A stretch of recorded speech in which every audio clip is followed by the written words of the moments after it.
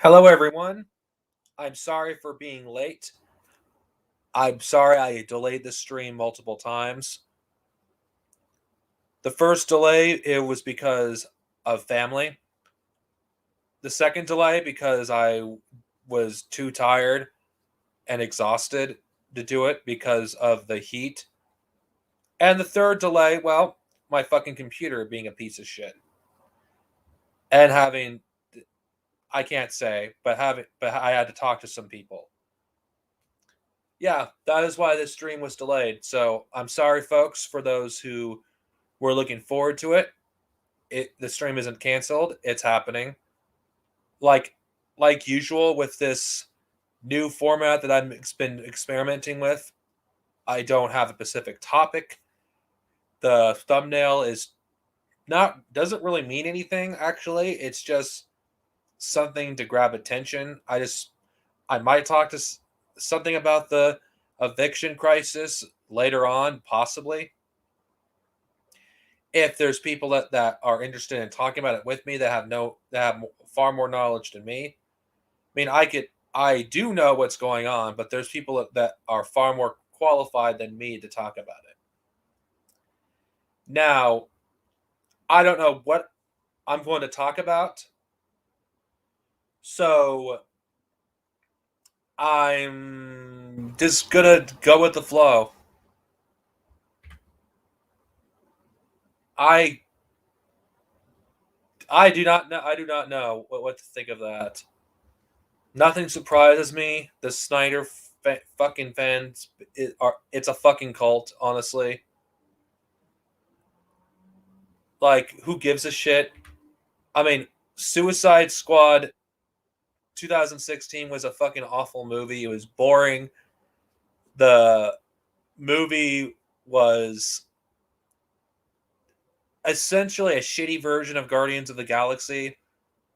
I mean, the movie is so bad. Like, it is worse than Batman v Superman in many ways. Batman v Superman may be a bad movie, but at least Batman v Superman has things that are interesting about it, and at least it visually is pleasing to look at. Well, Suicide Squad is just a boring film about boring characters that barely anyone knows about unless they've read comics. Honestly, Suicide Squad was just one gigantic trailer for other movies. It doesn't stand on its own. And the reboot of Suicide Squad, I've heard it's better. Then again, that is not saying much considering how bad the original Suicide Squad was. I mean, anything is better than what we have before.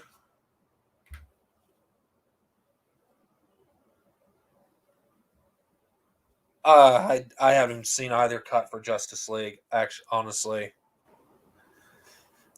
unless I'm forced to, I don't know if I want to. Honestly, the Whedon cut is at least shorter. Well, the Snyder cut's like 4 fucking hours. It's like Jesus. I do not know if I want to sit through a movie that long.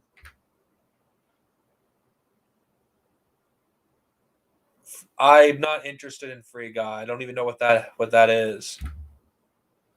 Honestly, let's see. What am I going to talk about? What's been on my mind? Don't worry. I'm just thinking out loud. I will edit, whatever segment that I think is good for its own video, like I've been doing for the past few weeks now. I don't care if Tim Drake is okay. I think this might be an appropriate thing I can talk about. Actually, as its own video, I can edit this. Honestly, Attack of the Menace.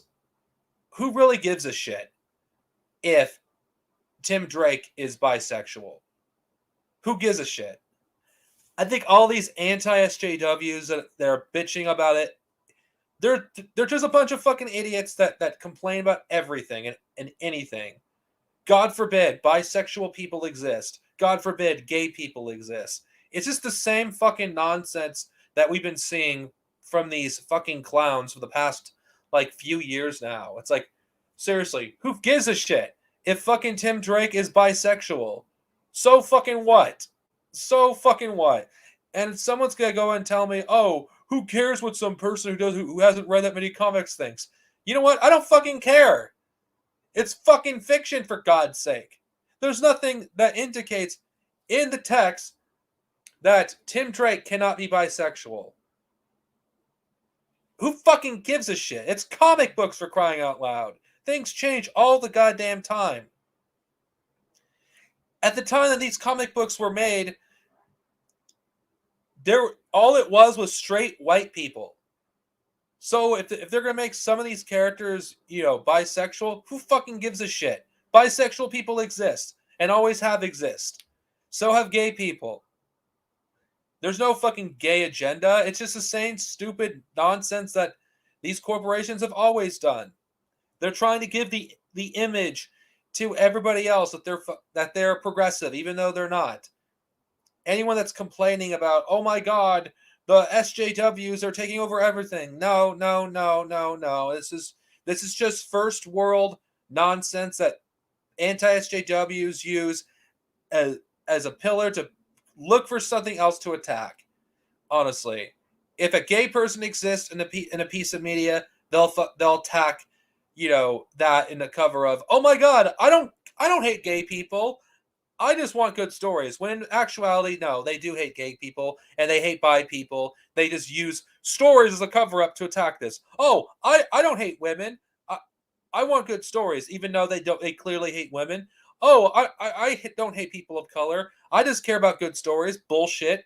It's like, it's the same goddamn nonsense. Like, oh, I'm not racist, but it's the same goddamn nonsense. I've seen it all before. And what does this have to do with what I'm talking about here? Every single time a character is announced to be bisexual or gay, they fucking lose their shit over fucking the stupidest shit. It's like, seriously, who cares if fucking Tim Drake is bisexual? Who cares if he had a boyfriend? And who cares if he turns out actually no, he's not. He's actually gay. Who gives a shit? Why? Who gives a shit? Of all the things to be concerned with, the planet is fucking burning. This is one of the hottest summers on record, and these idiots are more concerned with, how fucking things go in a comic book. This reeks of first world privilege. This is why I'm saying that anybody that complains about this shit endlessly, they're fucking middle class. They don't care about fucking workers. They don't care about, things that are going on in the world that's heavily affecting workers. They just fucking want to use their bigotry as an excuse to attack a certain group of people and use, comic books or cartoons or whatever to cover their own homophobia and their own racism. It's the same goddamn thing. Nobody's going to convince me that a lot of these people are not sexist or racist or homophobic every time a new character or an existing character comes off as being something that they weren't before. Nothing's going to convince me that is the case. If they truly cared about stories, why are they so fixated on the character's sexuality? Why are they so fixated on the character's gender? Why? Because they're insecure. They're a bunch of privileged fucking white men or middle class people that fucking, have no idea what actual life struggles are like. So they inject their bullshit onto the stuff that they claim to enjoy. It's like it's fucking entitlement. That's all that it is. That's all this fucking shit is. These fucking nerds, they think, they're like fighting the good fight. They're fucking saving culture. It's like, what? It's a fucking comic book. Who gives a shit? Who fucking cares? I don't care if Tim Drake is gay. I don't even care if they make a character black. Why? Because it doesn't matter.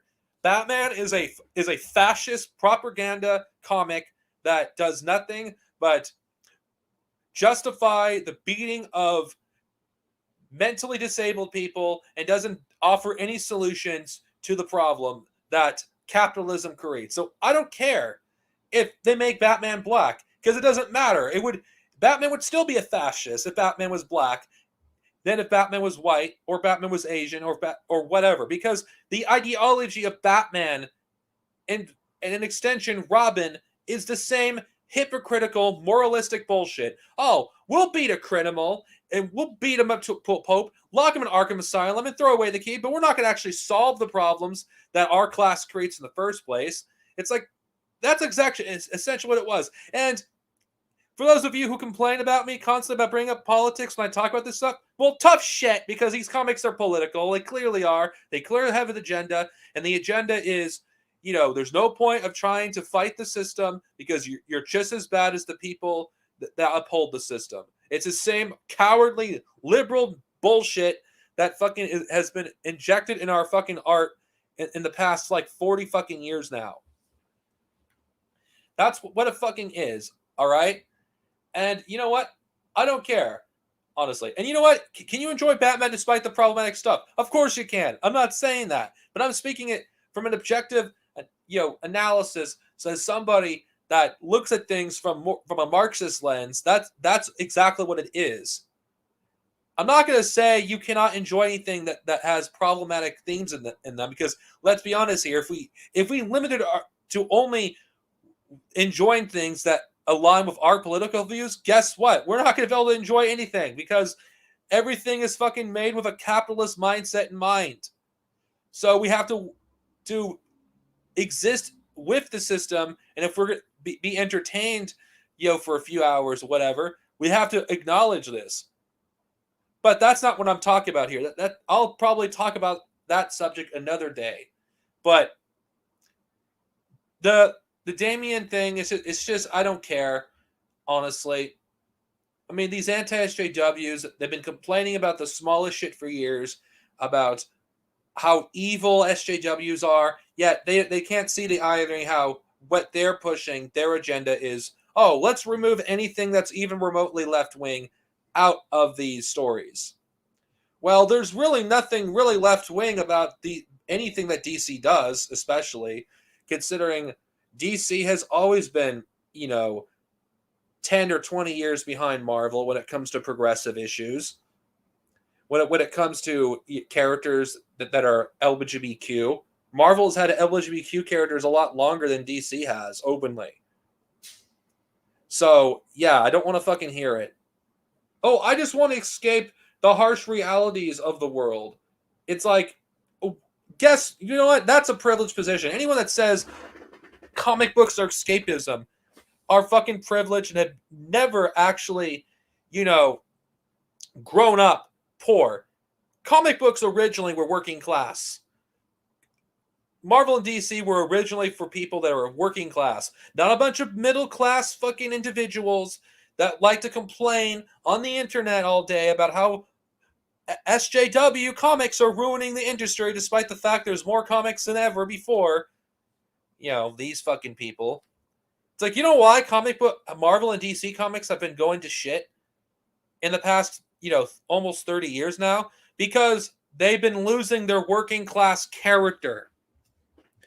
And I'm not speaking from DC. I'm more speaking to Marvel. Spider-Man. Remember how Spider-Man, at least the Spider-Man I grew up with, was working class, was actually somebody that a lot of us can relate to, minus the superhero powers. Struggling to pay rent, struggling to make ends meet, struggling to maintain relationship. All this, plus being a superhero.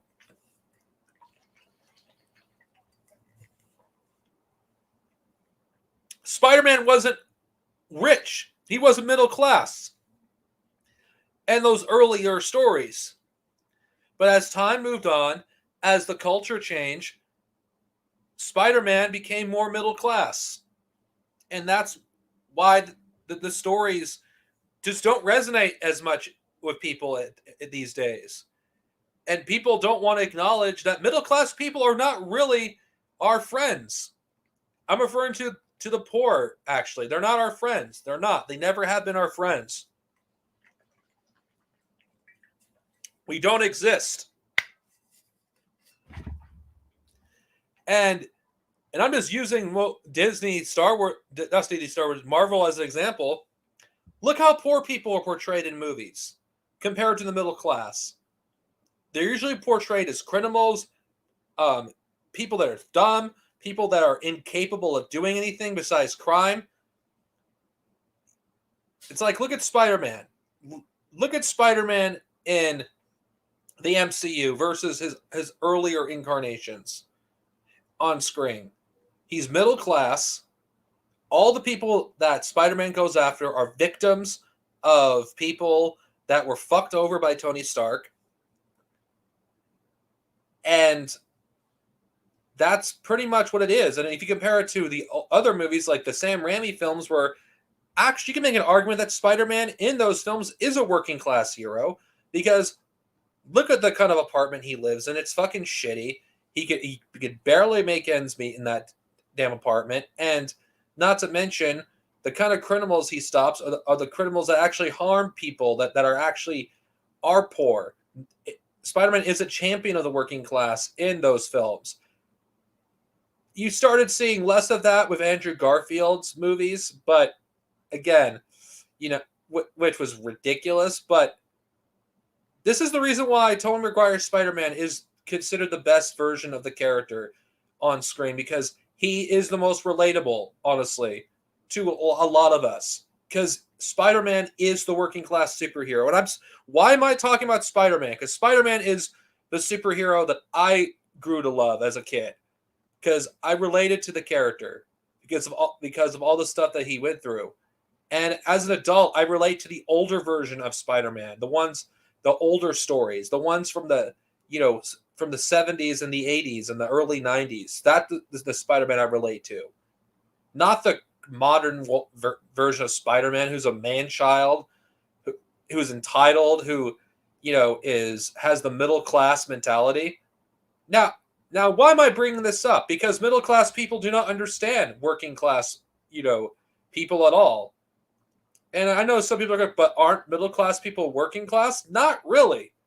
Not in the same sense, because working class people are one paycheck away from being homeless. The middle class don't understand what that is like. So the stories that they grew to love, they don't understand that they were pro-working class. A lot of these stories were.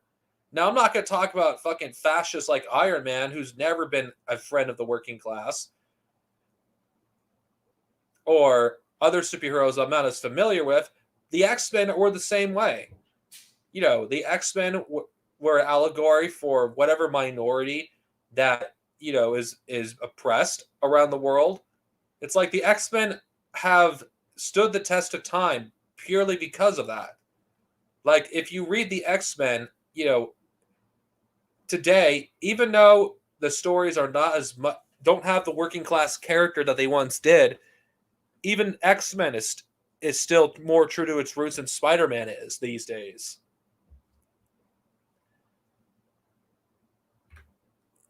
I'm not as familiar with Superman, actually, so I can't talk about Superman.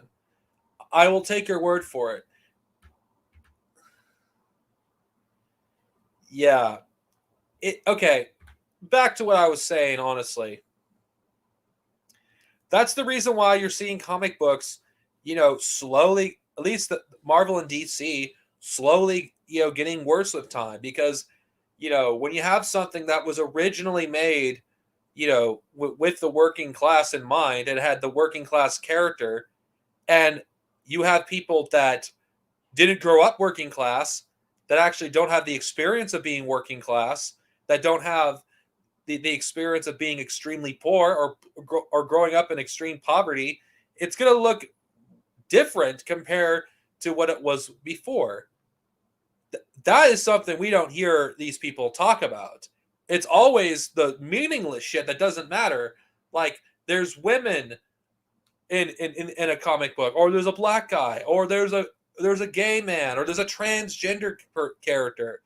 It's never about the things that I talk about, because comic books in general, were marginalized when they were being published. And a lot of the people that actually read them were working class people. It wasn't fucking middle class people that read those comics. It wasn't freaking, the upper middle class or the rich that read these comics. It was the fucking poor that read these comics. It was the working class that read these comics. It just, when, over time, when you know, some of these people who read these comics as kids went to the, went up to the middle class. That they probably they introduced this to their kids, and their kids were brought up in middle class. So their kids who would eventually do these, comics that a lot of us hate now, grew up not with working class culture, but with middle class culture. Entitlement, looking down on poor people, thinking that people that take any form of government assistance or use whatever means they need to survive are leeching off the middle class. It's like it all makes sense when you actually study, the history, of comic books and how it relates to the working class. It makes sense when you look at it that way. When you take something that was a hobby that was originally for working class people, and you have people that aren't working class that actually work on these comics, the comics lose what made them great in the first place. And honestly, that's just how I feel about it. And honestly, that's the end of this segment of the stream. I'll edit this as a separate video when I'm done.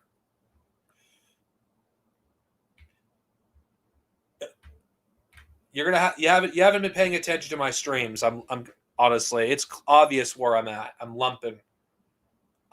lumping working class. Yeah, exactly.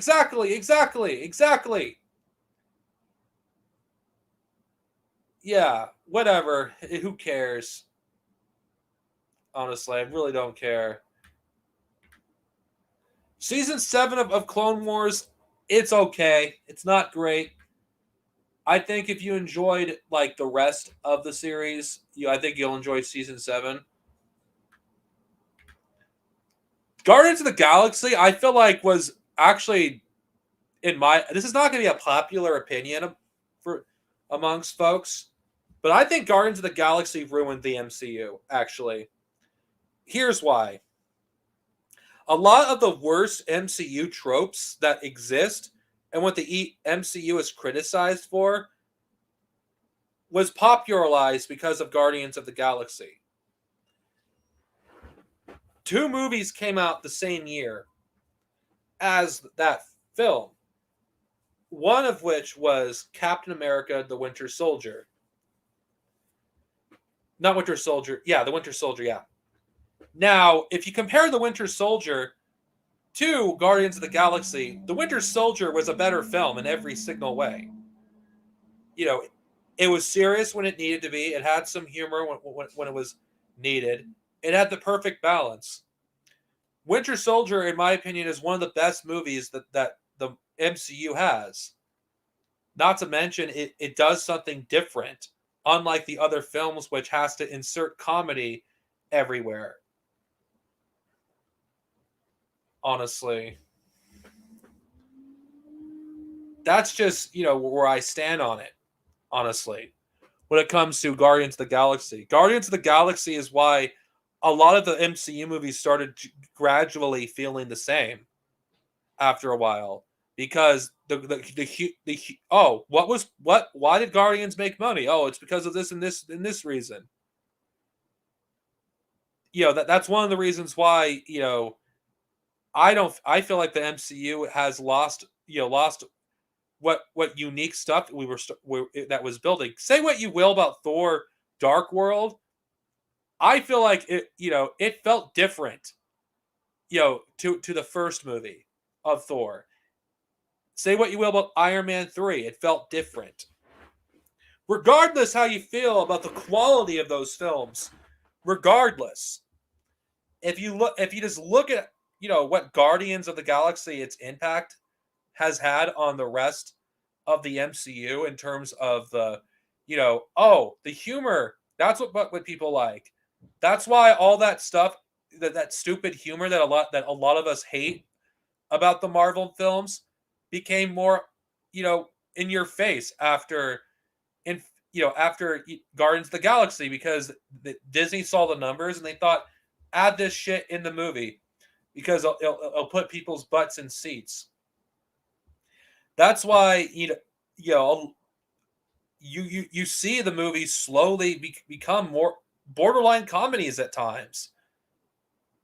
Now there are some movies that don't go that direction, like Doctor Strange didn't go that direction, but again, it still had some of that humor. Almost all the movies have it. Not a single one of them were affected by it. Even movies like Endgame had some of that humor. And in all honesty, I think Guardians of the Galaxy, I don't think the movie itself is a bad movie, but honestly.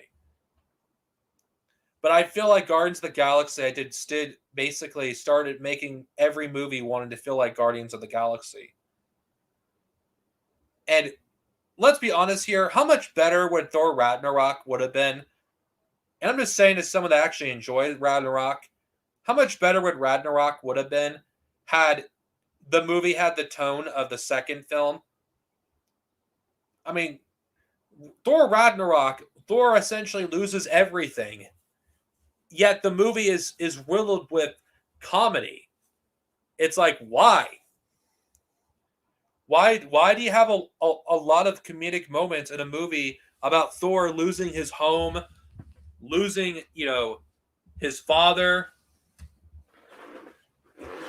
the reunion of Bruce Banner? It's like, why are all of these things in this movie, and why is this movie have humor that's completely out of place? Now, I don't hate Ragnarok. I'm just saying the movie would have been a lot better if it had the same tone as the second and first film.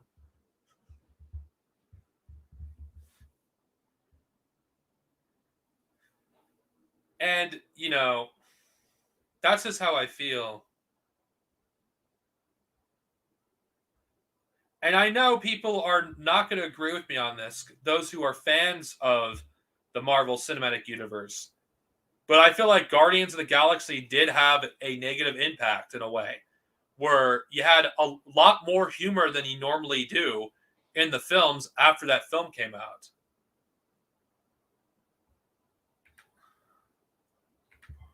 Now, I just want opinions on this. I'm just giving you my opinion about Guardians of the Galaxy because I had to address it because, you know, I don't know if people have seen that before, that Guardians of the Galaxy is where the movies started to lose their unique fervor to them.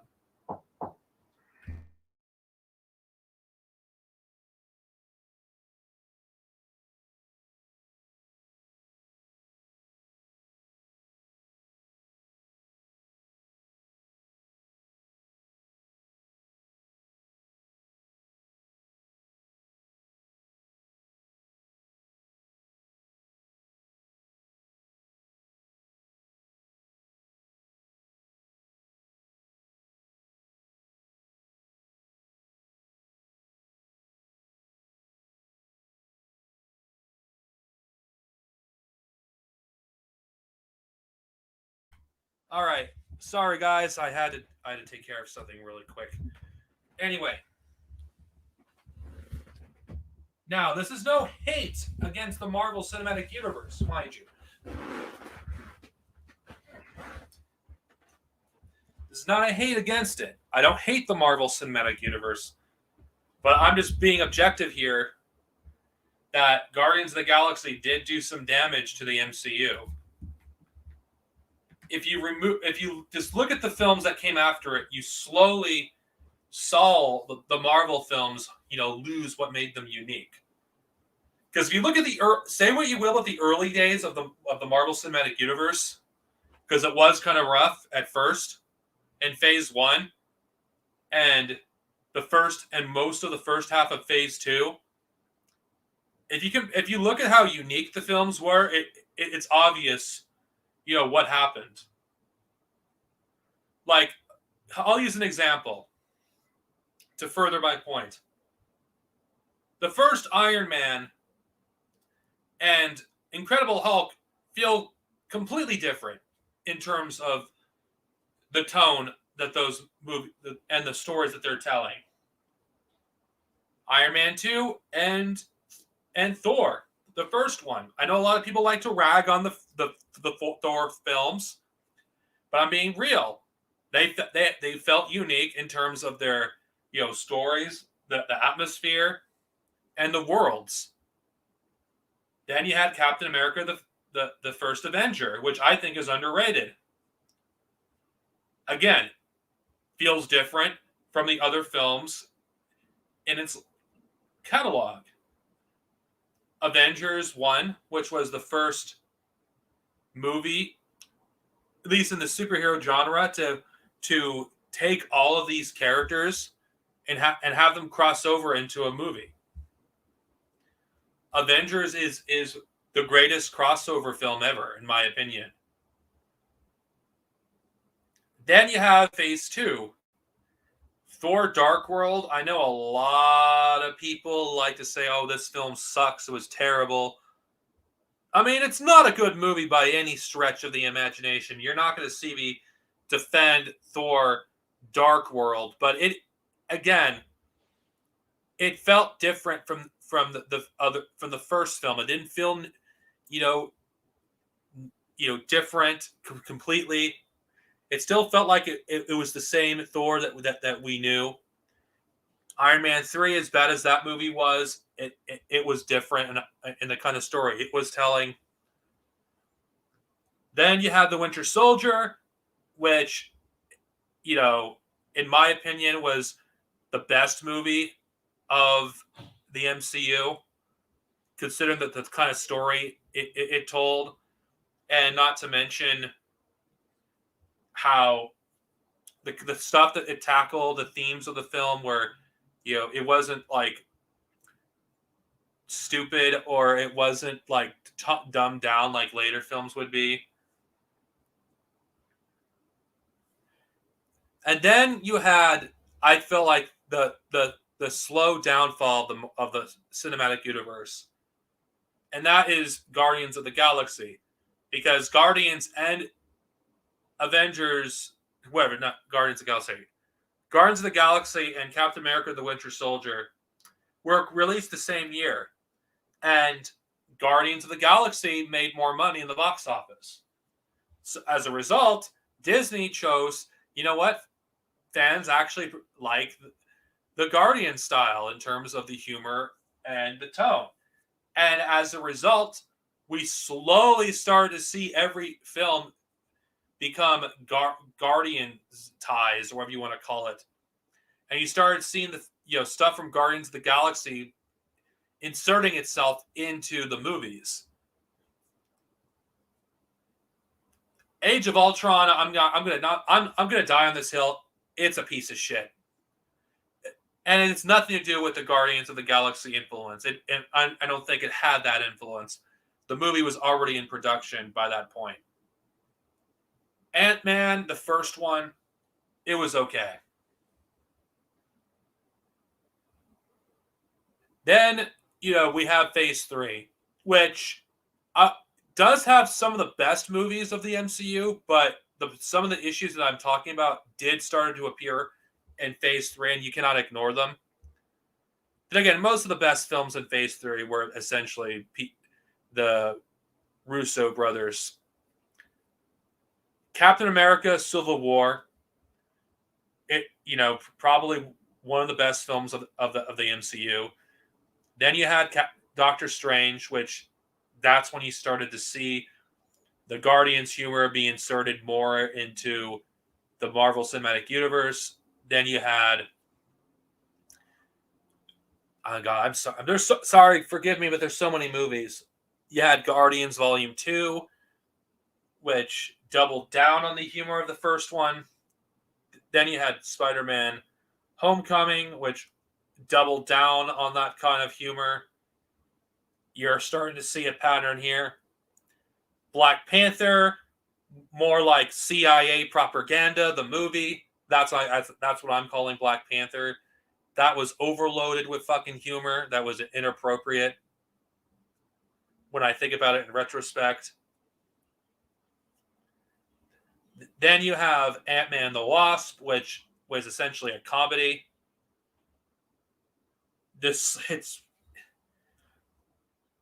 Then you had Captain Marvel, which, oh God, I don't even want to think about that. Then you had Thor Ragnarok. Now, Thor Ragnarok, I'm just going to make it clear, I don't hate this film, but it was a combination of everything that was wrong at the MCU at that point. Unnecessary humor, having comedy in scenes that don't need it, and the movie unwilling to tell a serious story. Because, okay, let's be real here. How much better would Ragnarok would have been had they kept Thor in terms of characterization like the first two films? How much better would that have been if Thor was, I actually like the Shakespearean, style of the way Thor talked in the first two films. I actually like that. I know I'm in the minority, but I like that. It made Thor feel like his own character. It made him feel unique amongst the Avengers. Honestly. And that's why, I like that version of Thor. Thor Ragnarok, I feel like if you had the same story, but had the tone of the first two films, you could have had something incredible with Thor Ragnarok. But Thor Ragnarok was essentially Guardians of the Galaxy without the Guardians of the Galaxy. And as a result, you had a film with humor that didn't need to be there and a movie that felt like it wasn't really, Thor's movie at all. I don't hate this film, honestly. It's an enjoyable film, but it would have been so much better if it actually was a Thor film and not a Hulk movie / Valkyrie movie and Loki starring Thor. That's where I stand on it.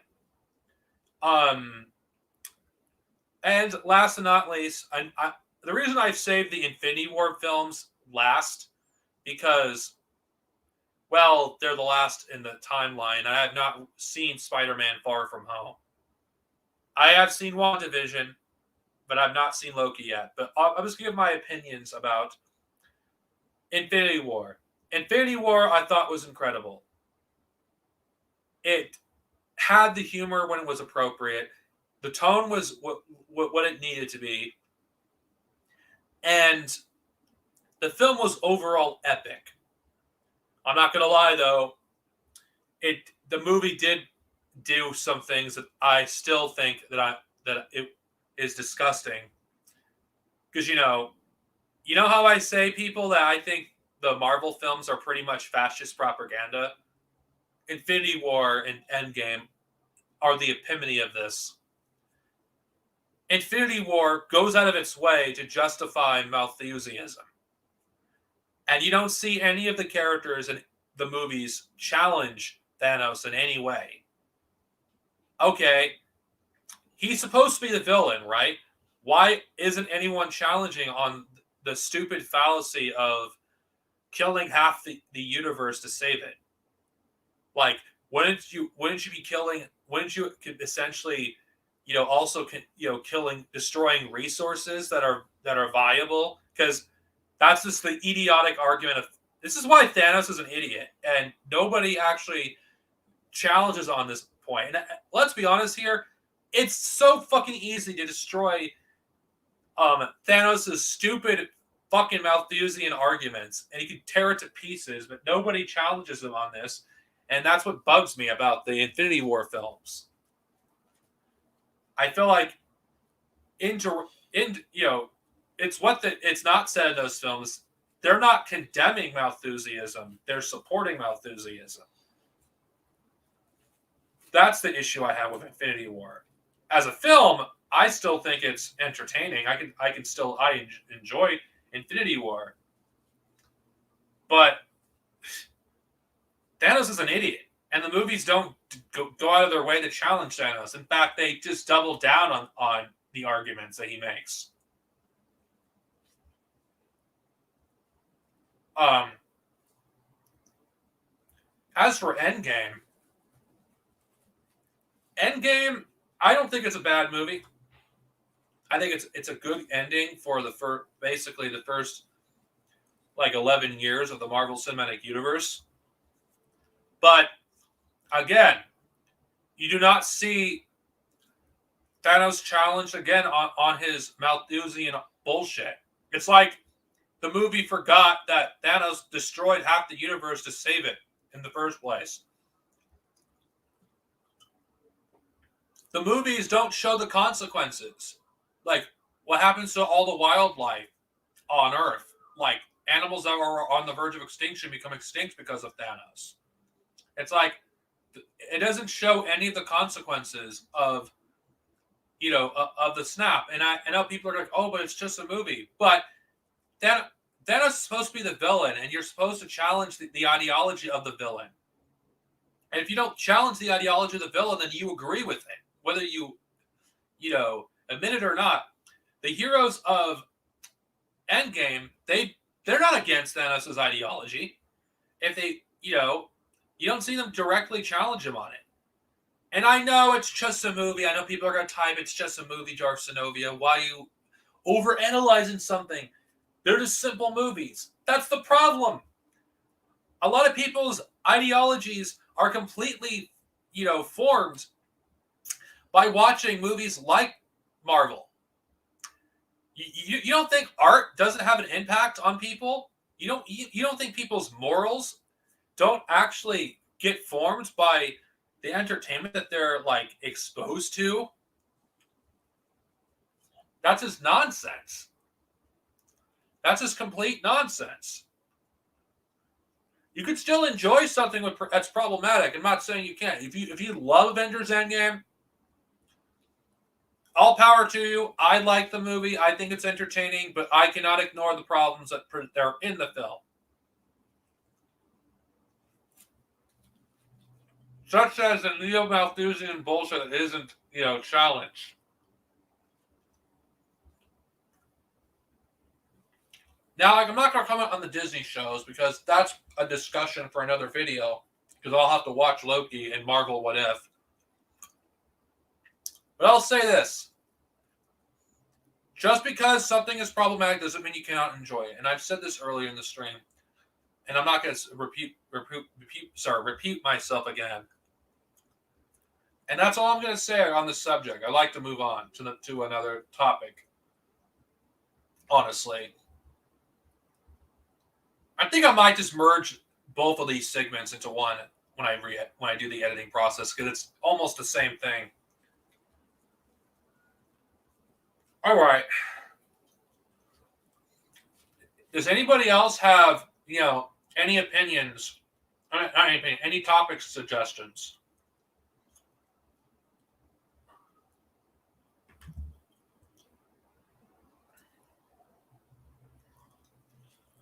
Yeah.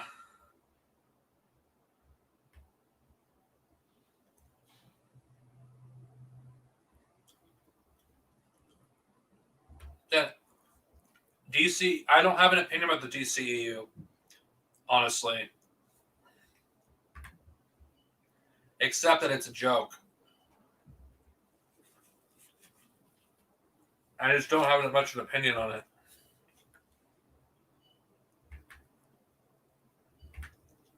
Yeah.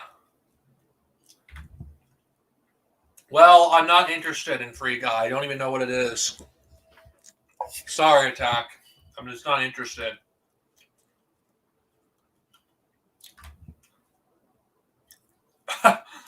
You know what? Fuck Justin Bieber. I mean, Justin Bieber. If anti-maxers want to go to a Justin Bieber concert, please, you'd be doing the world a favor. Please, please, please, please, please do it. Please do it. Please. Do I like Injustice? That depends on what you mean if I like Injustice. Do you mean the gameplay of the games or do you mean the story? You got to specify.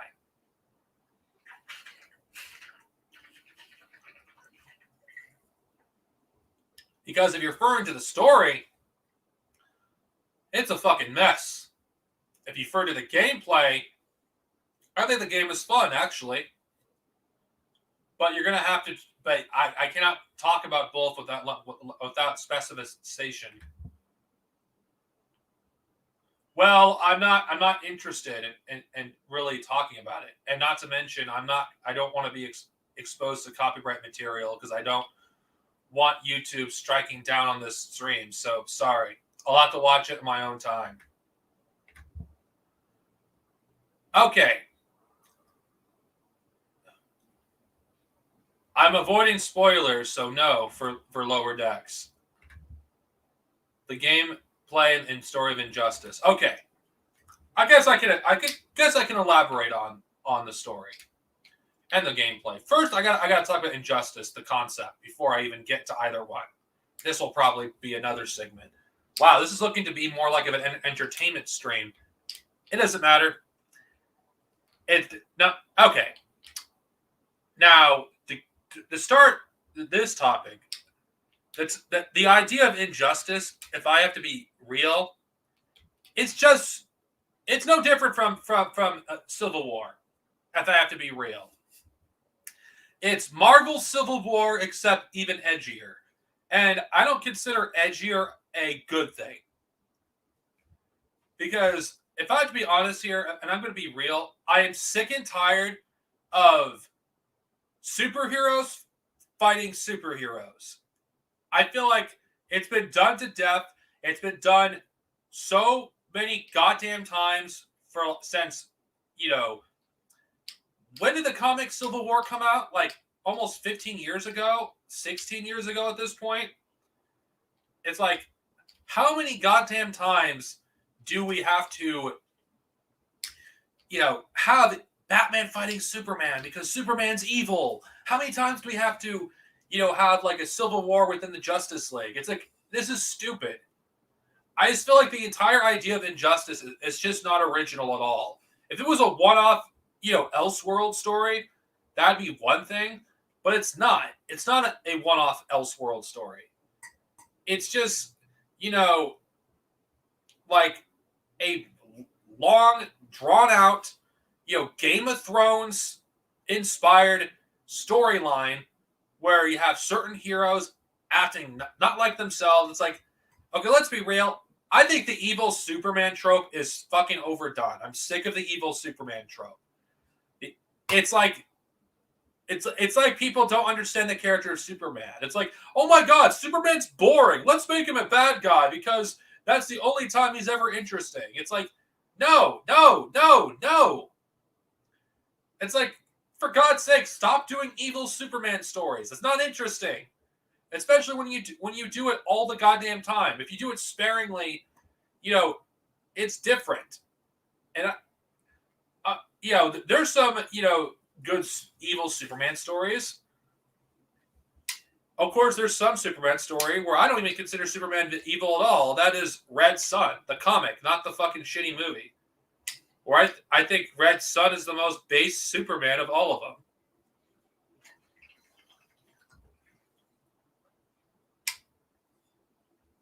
I just don't like the Injustice, story because it's just it's just Civil War, but in the DC universe.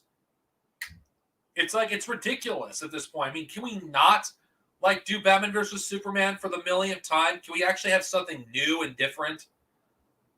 It's like, this is, I'll get into this further, but Injustice, it as a whole, and at least in my opinion, what was an interesting concept when it was first done, in the first game. If it was just a one-off Elseworld story, and the sequels just focused on, the characters more based on the main, DC continuity, that would be different. I mean, how many goddamn times do we have to have Superman fighting Batman? I mean, for Injustice 3, are you going to have Batman and Superman fight again? It's like, if you want to do something different, like for Injustice 3, have Regime Superman fight a universe where It was Batman that went rogue instead of Superman. So we could have an evil Superman fighting an evil Batman. That would be something different. But that's not going to happen. It's not going to happen because, DC, favors Batman, and Batman always has to be the good guy. Honestly, despite the fact in the Injustice universe, Batman is a self-righteous hypocrite that likes to judge Superman for all the things that he's done, yet he's willing to work with criminals himself. It's like, how much pain and suffering could have Batman prevented it had he killed the Joker? That would have been an interesting concept to explore. And of course, Superman becoming evil because his wife died. It's like, if Superman's moral compass is that weak that it takes one tragedy for Superman to become evil, that just shows that Superman doesn't have anything. It doesn't take much for him to turn evil. And that's not Superman at all. And those who actually claim that Superman, in Injustice is like a more interesting character than the character that existed in the 1930s, fuck off. Enough of this edgelord Superman shit. Have Superman be a fucking hero again. Stop with this, let's make Superman into a villain because, it sells comic books. It's like, this is the thing you don't see the anti-SJWs complain about. You don't see them complain about the overdone of evil Superman. It's like, how many times do we have to tell this story? Like, the evil Superman trope is, I'm sick of it. Can you have characters like a Superman-esque character that would be evil? Is that a problem? No. But the character Clark Kent is not meant to be evil. It's so stupid. It's like those who claim that Superman's only interesting if you make him evil don't know how to write Superman any other way because Superman's boring.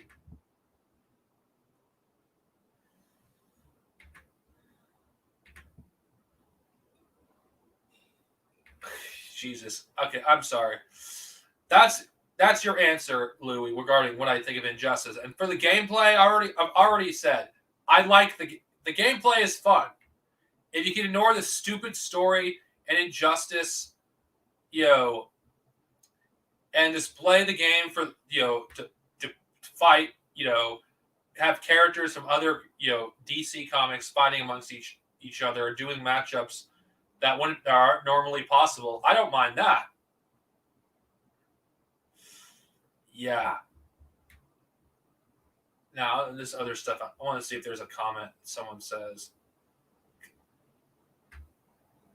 I forgot The Walking Dead existed. As for the TV show, good. It's a piece of shit anyway. It hasn't been good in many years. Well, I did Deep Space Nine because I might potentially talk about the eviction crisis that is looming. Or I don't know. I just thought it was a good thumbnail. Yeah. The more I think about it, I think the entertainment portion of the stream is probably going to be edited as one video. It's going to be tricky, but I can do it.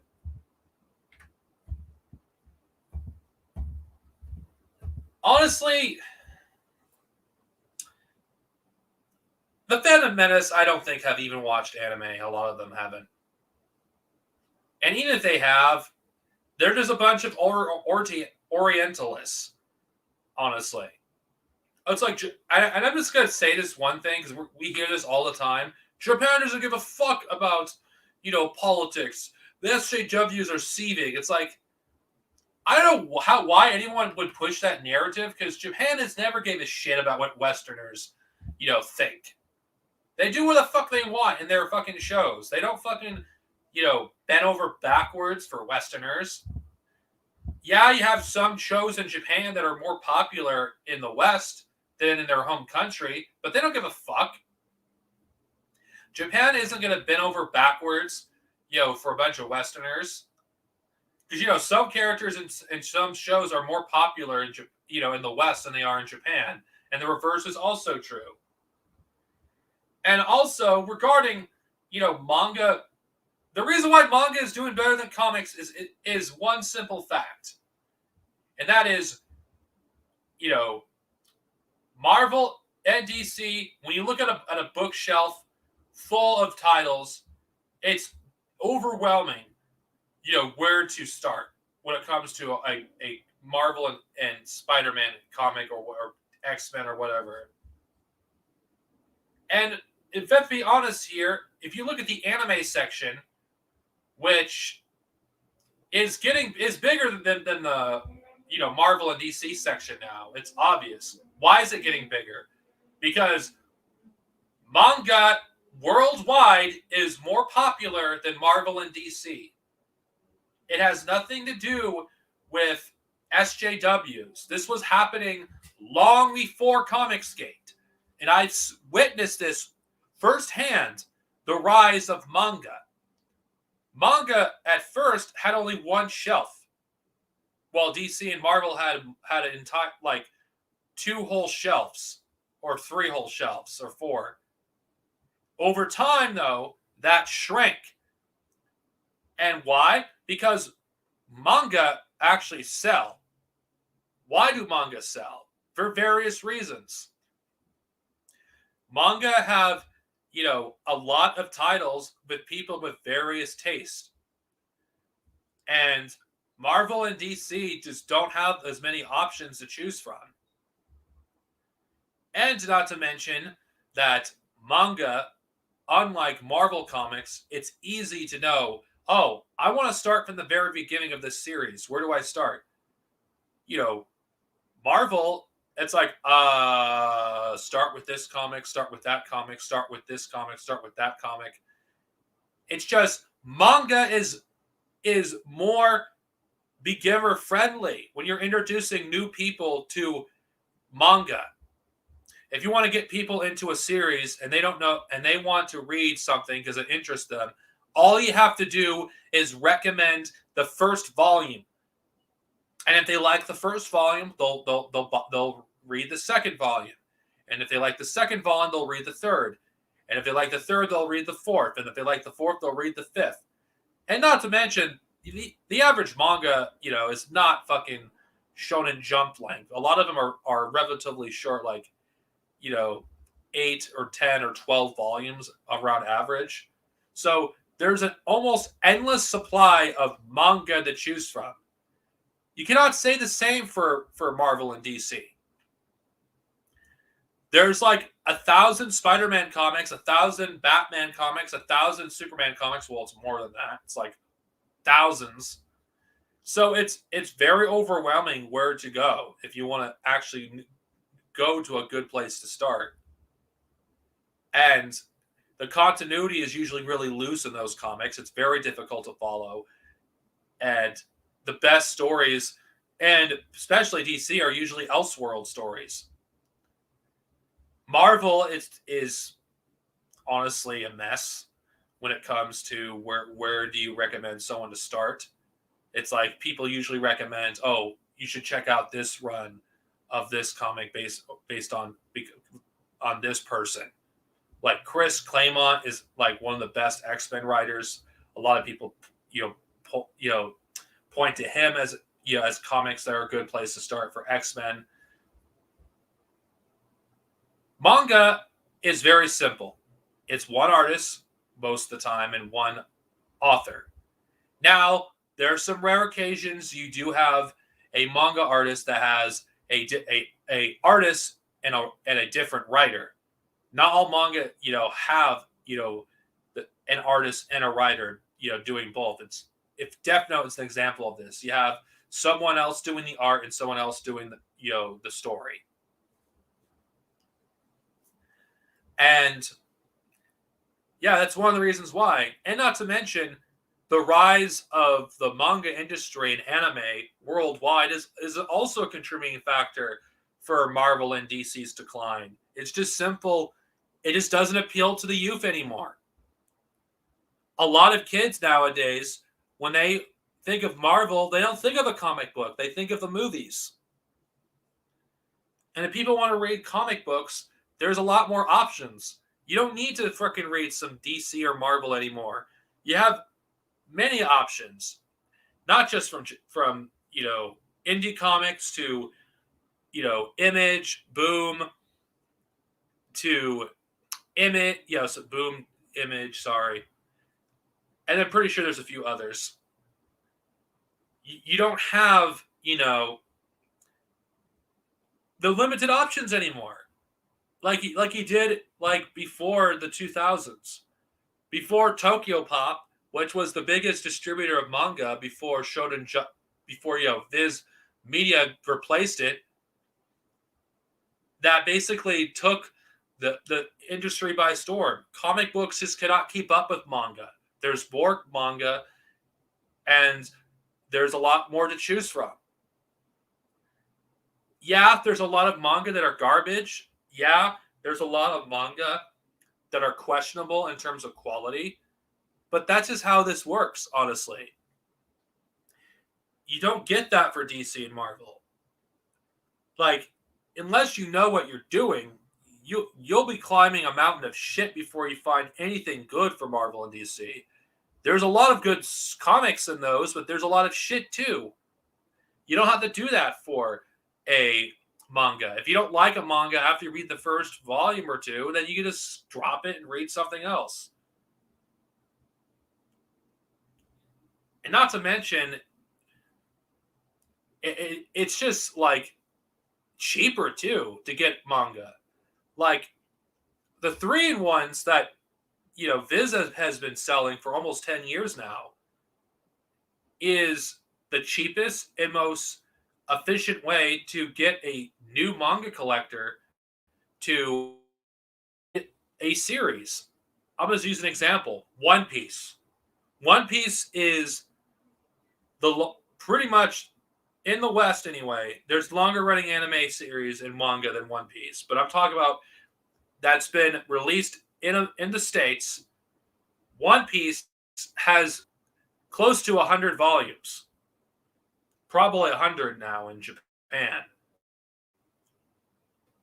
and it's actually very difficult to catch up to One Piece. Or if you want to start a One Piece manga collection, options, or 3 actually. You can get the individual manga. A good chunk of them are out of print. You could get the box sets, which has like over 20 something volumes, $200 a piece, which is probably the second cheapest option. Or you get the cheapest option, which is the 3-in-1s. Now, there's 2 of them, mind you. Now, I'm just using One Piece as an example. The 3-in-1s, which are cheap paperbacks, reprints of manga that actually, the reason why they're so popular, why they, it's so easy to find those, is because the Viz Big Editions, which Viz released for very few manga. They've only done it for a few, like Rurouni Kenshin, Inuyasha, Dragon Ball. And unfortunately, those didn't sell that well compared to the 3-in-1s, which are $15 a piece. And of course, depending where you go, you probably can get them for $10 a piece, depending on where you buy them. And if you think about it, that adds up. You get 3 manga volumes for like $10, $15. And compare that to an American comic book. If you're to buy the same amount of material, 600 pages worth of material for a Marvel or DC comic, hell, even Boom Studios, which is probably my favorite studio, my favorite comic company for comics, it would cost you, and I shit you not, $80 plus. So it is pretty obvious why manga is doing better than comic books, because think about it. How much content do you get from a manga versus a comic book? For $15, or 20, depending on which company you get it for, you get more content for cheaper than you would if you were to buy a Marvel comic. If you got the same amount of content, which would cost you $100. Now, do the math. Are people going to spend $15 or $10 in some places, depending on where you buy these 3-in-1s? Are they going to spend $10 or $15 on 600 pages worth of content, or are they just going to fork out $100 for inferior comics for a much more expensive price? No, they're going to go for the cheaper editions. That's why manga is doing better than American comics, and it's nothing to do with SJWs. It has nothing to do with a bunch of made-up nonsense that anarcho-capitalist narcissist Young Ripa likes to talk about. It's simply because it's a cheaper, viable option for people who like the comic art form but do not like the modern, iteration of Marvel and DC, and they want an alternative. That's why it's cheaper. It's not cheaper for any other reason other than cheaper. Sorry, what am I saying? The reason why people buy those because it's simply cheaper. Now, I'm not saying that manga can't be expensive. It can be. Again, it depends on the comic book company that you buy it from, or manga. If you're trying to get into Berserk, holy shit, that's going to cost you that's going to cost you a lot of money if you're going to buy Berserk. I mean, Berserk is owned by Dark Horse, same thing with Hellsing. So that's pretty much going to cost you more than pretty much any manga. It's going to probably cost as much as an American comic. So the reason why comics are like more expensive, also another reason has to do with the kind of paper that the comics use and the coloring they use and vice versa. It is, I don't know, they just charge premium price. It's like manga could continue to beat Marvel and DC comics simply because it's a cheap alternative to, if you are a fan of comic books as an art form and you're not getting what you want out of Marvel and DC, you're going to go to some place that's cheaper and it's not going to cost you an arm and a leg. I mean, not to mention, manga get reprinted very often compared to Marvel and DC comics. That's another reason why they do as well. Not to mention, another thing to take into consideration why it's become more popular is as someone that read, Naruto back in the I know, I can't believe I've read that garbage. That read Naruto, before, it actually became easy to actually read these kind of mangas. I read a lot of it through Scanlations. Scanlations is the reason why manga is as big as it is. There isn't a big Scanlation scene for American comics. There isn't, compared to manga. Manga, that scene is the reason why, like, before, the manga Scanlation scene was big, Naruto was like at least almost 10 or 20 volumes behind in the States compared to what it was in Japan. Bleach was also, almost freaking 20 volumes behind. One Piece was like almost 40 volumes behind before the Scanlation scene. And when manga started to get more popular, in order to meet the demand, in order to combat piracy, instead of doing what freaking Marvel and DC would do, they met that demand and they actually took all these manga and translated them at a faster rate. Like, there was a point where Naruto and Bleach and One Piece, they released, and Inuyasha actually too, they released 3 volumes a month until they were caught up to Japan. That's why One Piece, at most, were a few volumes behind Japan. But here's another thing that they do. They also release the chapters, you know, in English and officially as it's released in Japan. So you don't have to resort to scanlations anymore to read One Piece like you would 12 years ago. That's just how far the industry has gone. And I think this dishonesty on manga becoming as popular as they was because of SJWs is complete nonsense, especially if you haven't actually, if you weren't a part of the scene like I was. I saw the slow evolution of the anime community and the manga, as well. I've seen it evolve. So I know the trends. I was there for almost from the start. Well, anime, that's different because fan subs were much more difficult to come by, but that's a different topic. Hey, Falcon, what's up? James Bond is garbage. I don't want to talk about that franchise. Yeah, I actually have the all-in-one edition of Death Note. Yeah, I do have the Death Note manga. I might review it one day. Actually, it is an interesting series, especially if you're a Marxist. It's like, wait, why does this feel like the Japanese equivalent of Atlas Shrugged? Well, not Atlas Shrugged, more like Fountainhead. Yeah.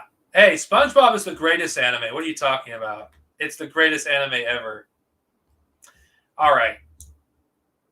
Jesus, this is I guess this might be a relief. This stream, why? I don't know. This stream is not what I imagine it turning out.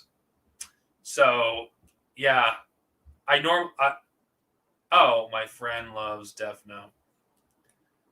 I see Death Note as an interesting series. Actually, if you look at it from the Marxist lens, it actually blows your mind as how it's like, wait, you are willing to, you actually have this powerful book, yet you're not going to use it to actually address the problem of society.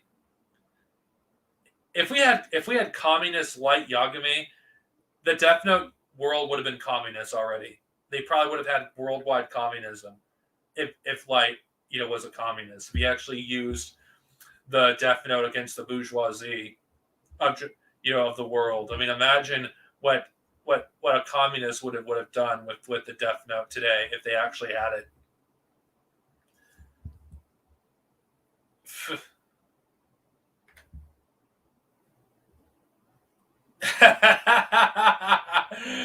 Oh God, Filthy Frank. I love Filthy Frank. I'm doing okay, Falcon. This stream did not turn out how I expected it to, but that's not a bad thing. You know what? I'm gonna get to something a little bit more serious because why not? It's streams all over the place, and I could edit. I could fix this by editing it through another version. You know one thing I'm really getting fucking sick of? Actually, one thing that's really fucking stupid. And Falcone, if you want to go on before I actually get to this part, I'll invite you.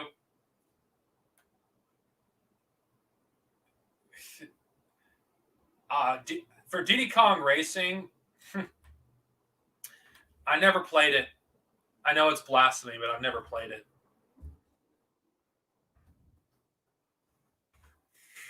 I never played it, actually.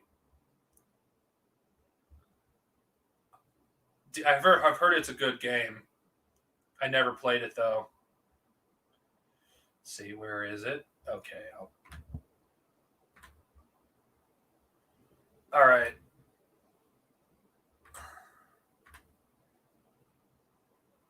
All right. All right. Falcone, if you want to come on, I just gave you the link. All right. Okay. The next topic I'm about to get into is going to be something heavily political. So if that doesn't interest you, I suggest you leave. This stream's all over the place, and I have indulged into the people that don't like talking about politics as much. So if you aren't interested in that, I'd suggest you leave. So, but before I get to that, I'm gonna wait for Falcone to get on because I know what I know what he know. I mean, she knows what I'm going to talk about. Sorry, that was my mistake. Jesus. Oh fuck, I'm tired. All right. Donkey Kong Country is a great game. I've only beaten the first one. I never beat the other two because I simply never owned the other two as a kid. I've only owned the first one on the Super Nintendo. All right, it's fine. I just figured I'd warn you. Anyway, before I get to the topic, it was nice having you on Attack of the Menace. Don't worry, I'll talk about this stuff again. When I feel like it. These are open for a reason. If I feel like talking about politics, I'll talk about that. If I want to talk about entertainment, I'll talk about that. Anyway, I'm gonna invite Falcone. All right, Falcone, what's up? Oh, I'm doing good. So, what part are we going to be talking about? Actually, all right. Be- I cannot hear what you're saying. Hi, I can hear you. Hello? I can't hear you. Oh shit, let me do All something. right. Sorry, people. I'm having technical difficulties.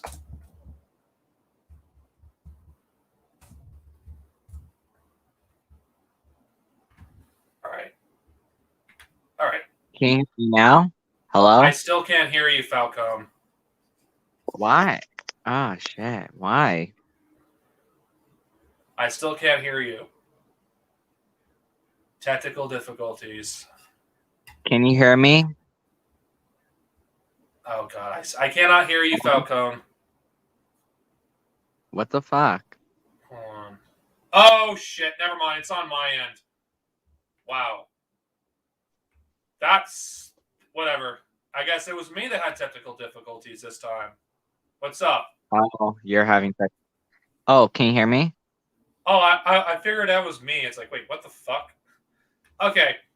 Well, Okay. okay, Falcone. How?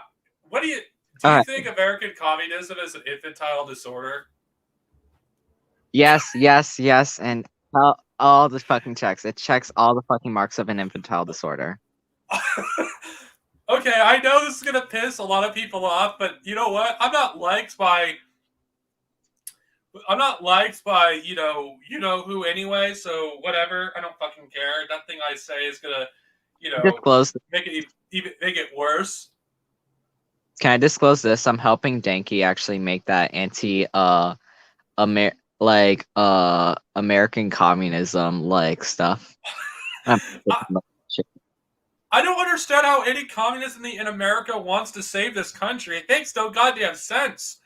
I mean, the entire ideology is against everything that America is. If you're going to say you're anti-American, at least you're honest. If you're trying to be if you're trying to be pro-America and you're a communist, it's like people are like, "What the fuck are you talking about?" Oh my god, can I tell you some funny shit? I was watching this thing from somebody who starts with an E and someone who starts with ends with unhinged. Where literally I was watching their shit and oh god, I was cringing so hard because literally they got mad when there was people who were like anti-America. He's like, get that out of my face or some shit like that. Or some bullshit. Like, what the fuck? It's so funny. Anti-American. Ewoks Unhinged was only popular. A lot of the reasons why there was a lot of anti-Americans in the audience. It's ridiculous to basically get so offended when someone's anti-American. Hello, communism is anti-American in general. I would understand if you're in the third world and you want to and you're pro your country. But the imperialists, on the other hand, That's a different story, especially in America. Because what is more Mhm. American than colonialism? I know, right? It's like, oh, get that out of my face. No, get that American shit out of my face. I don't want this pro-American bullshit. It's in my face. It's like, you guys are embarrassing. Like, fucking waving a bunch of signs saying socialism now, and like fucking talking about how great China and the Soviet Union was. It's like, how are you connecting with the people if you're not even talking about your country that you live in? How? And okay, and before anybody ties in the conversation, Lenin wasn't anti-Russian, and neither was Mao. Context. Lenin wasn't advocating preserving this fucking czarist fucking system, Yeah, I know.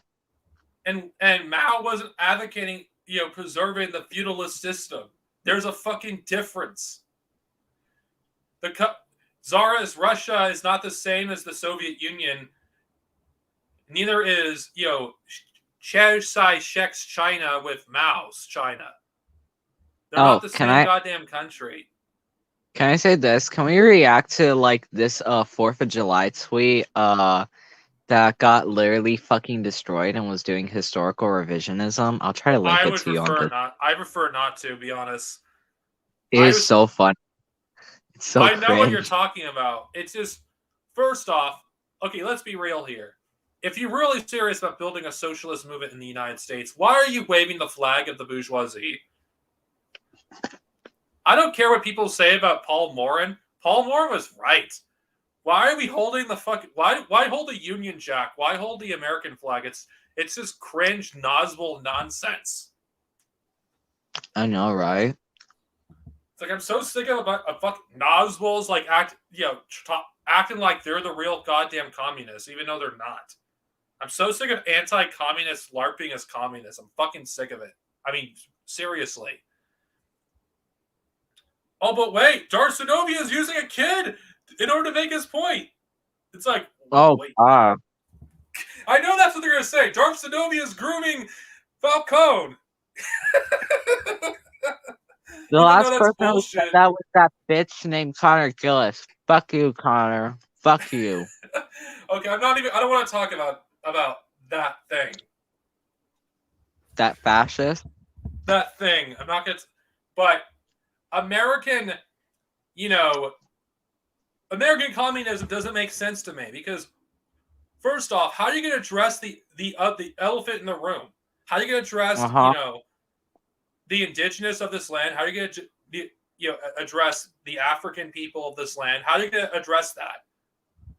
Oregon's not going to address it. Honestly, when I hear the masses, we support the masses. No, you don't support the masses. You support white people. I fixed it for you.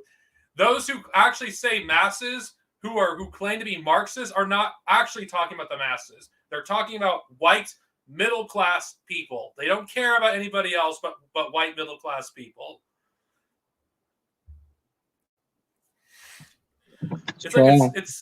It's so easy to wave a sign, and it's so easy to like support countries that have already achieved socialism, whether you agree with they're socialists or not is irrelevant, than supporting an actual struggle for socialism. Why haven't these people supported the actual struggle against the freaking the Maoists in the Philippines, who are actually fighting for socialism? Why? Oh, wait, because we don't actually support existing. We only support countries that appear to be socialists because it's easy to do that. It's like these people would. I'm serious. If they were alive 100 years ago, they would have sided against the Bolsheviks if they were alive 100 years ago. They basically they repeat this Brezhnevite line where it's like called defend actual existing socialism. That is an old Brezhnevite line back in the day. So the other thing as well is that literally next they literally don't support the Maoists in the Philippines because they're jungle trots according to them.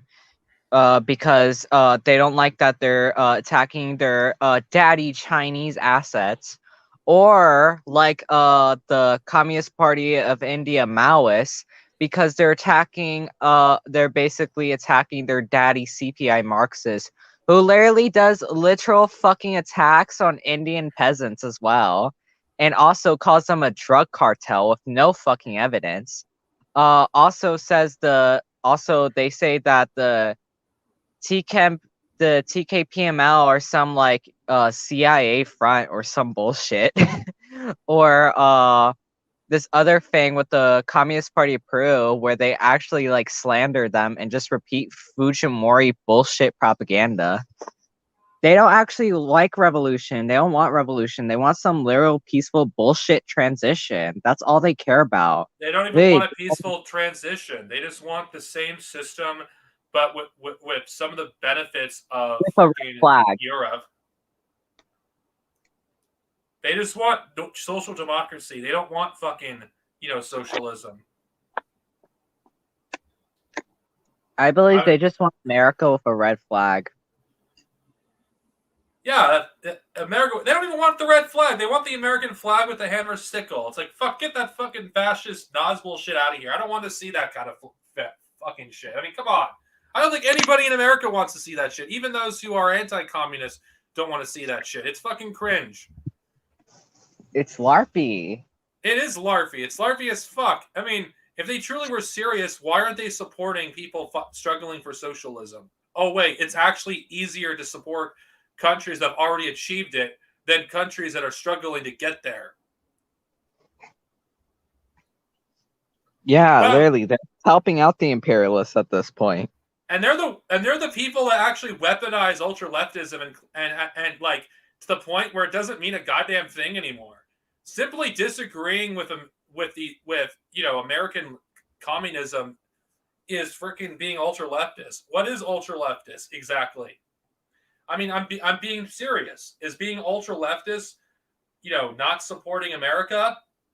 If that's the case, then I guess most of the world is ultra left. Yep, I know, right? You could be someone that you could even be neutral against China because you don't have all the facts. And Darth Sinovia is still ultra leftist. And as for that stupid nonsense what B-Level said in one of his streams about, we need to raid Mao. I read combat liberalism at least 3 or 4 times a month. Can I read what type of liberalism B-Level does? Let me try to find it. I'm just gonna say this: anyone that says read combat liberalism haven't read it themselves, or if they have, they only read it once. I read combat liberalism at least a few times a month. I think I understand what liberalism means.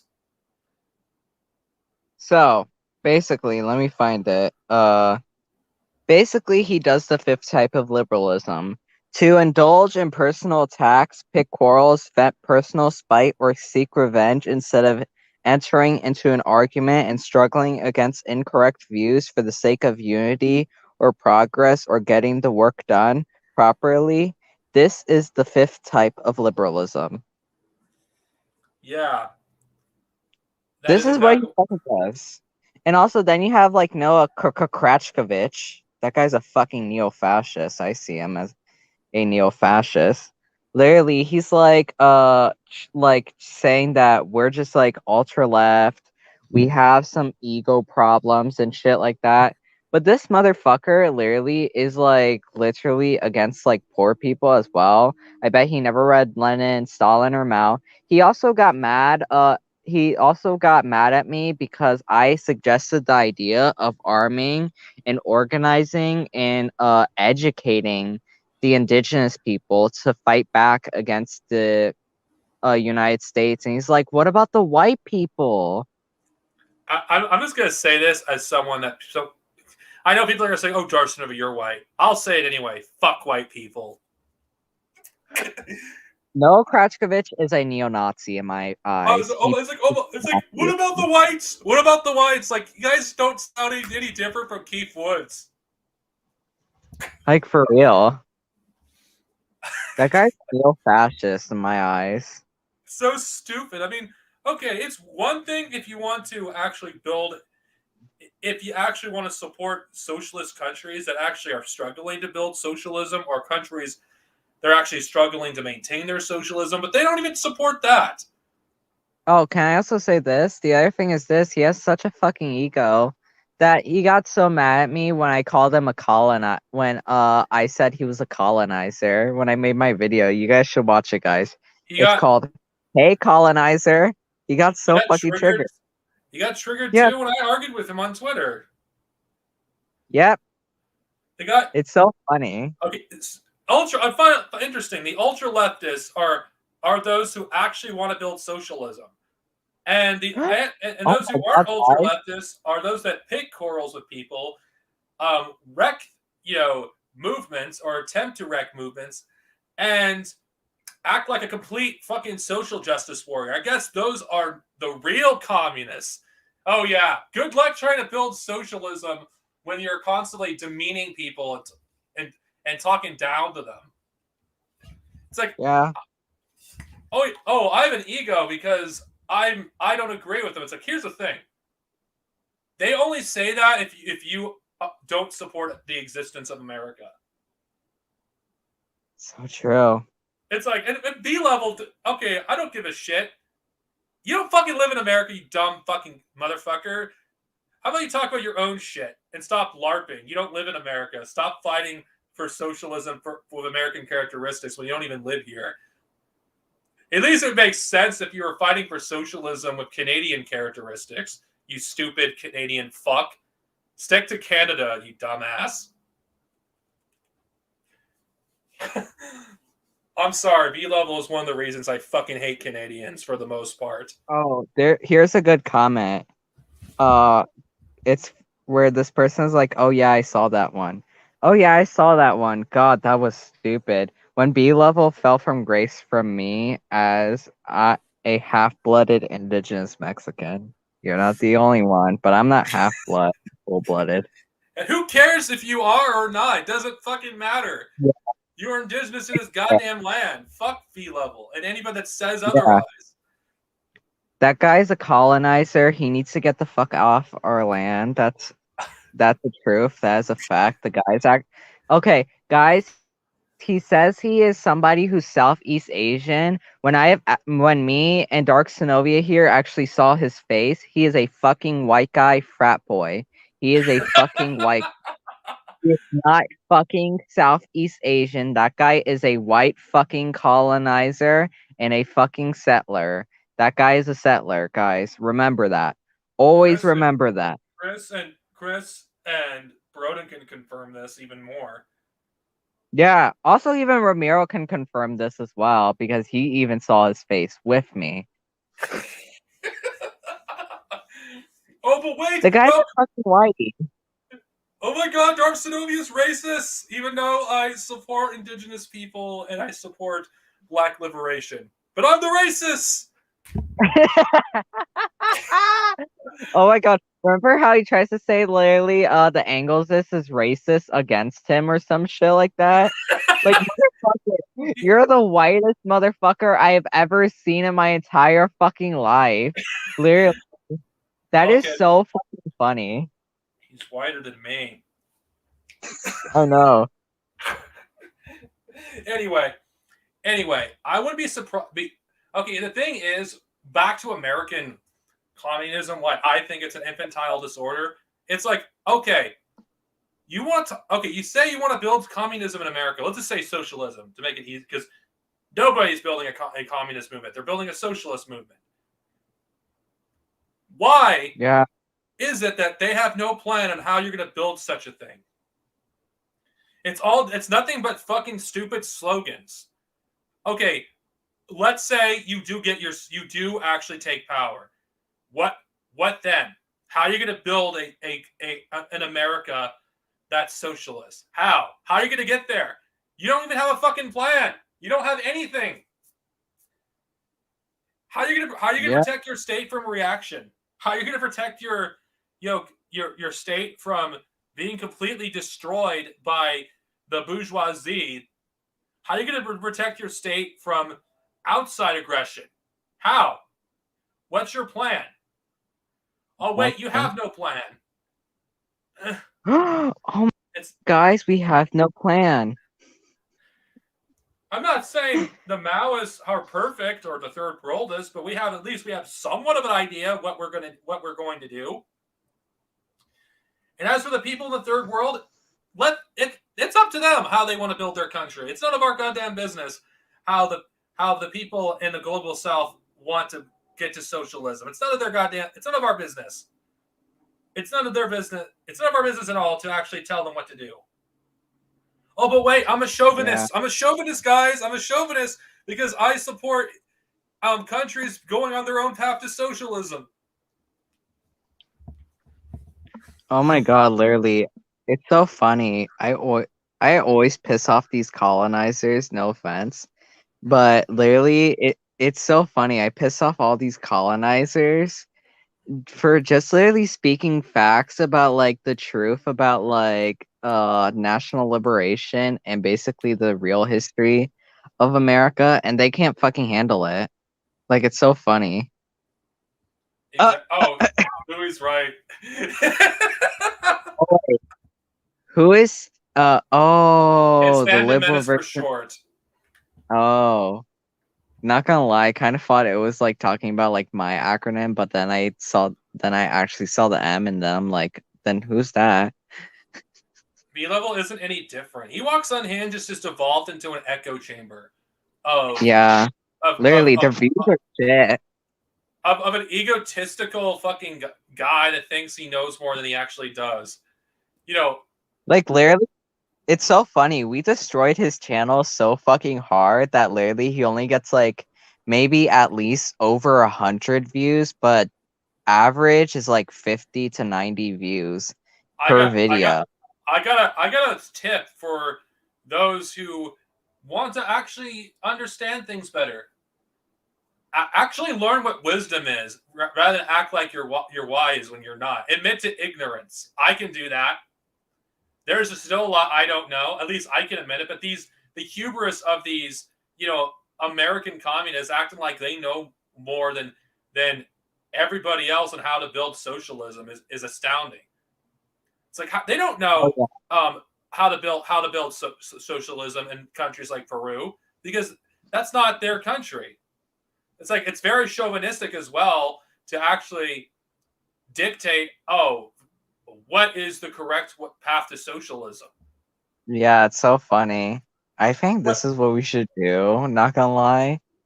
Is just like just like destroy their arguments one by one and I just don't want to. expose I don't want to. American chauvinists. I don't want to Not like expose reacting their to disgusting their channel video. right now.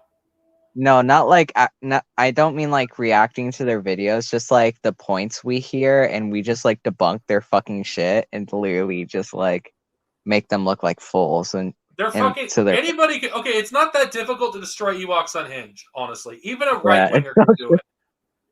It's like even a right winger can do it. It's like honestly, it's like let's be real. It's like these people they're not even serious. It's all about a fucking it's a fucking cult. Fucking V-level fucking wants to say that I'm part of a fucking cult. Oh yeah, by the way, I'm I know you're watching sure, this video, guy. V-level, and I fucking know you talk shit about me with Dadanky. I know this, so don't think I don't know. You want to say I'm part of a cult? Look who's talking. You're part of a fucking cult that literally goes around in New York like fucking idiots yelling socialism now and fucking talk about how great Dil Xiaoping is. It's like, give me a fucking break. Oh my god, literally, it's so funny. Oh I'm wait, sorry. Vadim Panada is based when he destroys Caleb Moffat. yeah. Even though I don't like Bad Empanada because he just like repeats like shit points and also listens to CIA sources on Pearl, but literally it's like so fucking funny. It's like you just have like these like 5 white people just going like socialism now, socialism now. In fucking and that Central Park. In and that Central fucking Park, New York. and Vadim Panada even compared it to the Nazi youth who said similar things. It is Oh shit. colonial. American No. communism is colonial. Remember, can we show that stupid image? Can we just talk about it, please? The one that Yeah, we that got. fucking took out Stalin for fucking a slaveholder. We gotta Oh fucking god. comment on that. We gotta show this. This is fucking this cringy nonsense on. Oh god. Oh, I hope I oh, we don't. got. I hope I don't steal Danky's thunder. Danky, I apologize in advance if you're watching this. We won't steal We your love you, thunder too thank much. you. Yeah, we Thank love you, you. We love Danky. you. You're One of the, based in red pilled as always. you're one of the few good Leninists left. You're one of the greatest comrades I've seen. Yes. Oh wait. George Stalin Confederate. Oh, let's see it. Let's see it. I can't see the Oh God. image. Oh please tell me. No, I don't know. Do you This have is the going image? to give.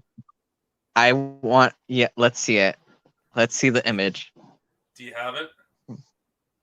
No, I don't. Oh wait, let Oh me God. see. Oh, you're seeing in my DMs. Wait, I gotta see this shit. I got to.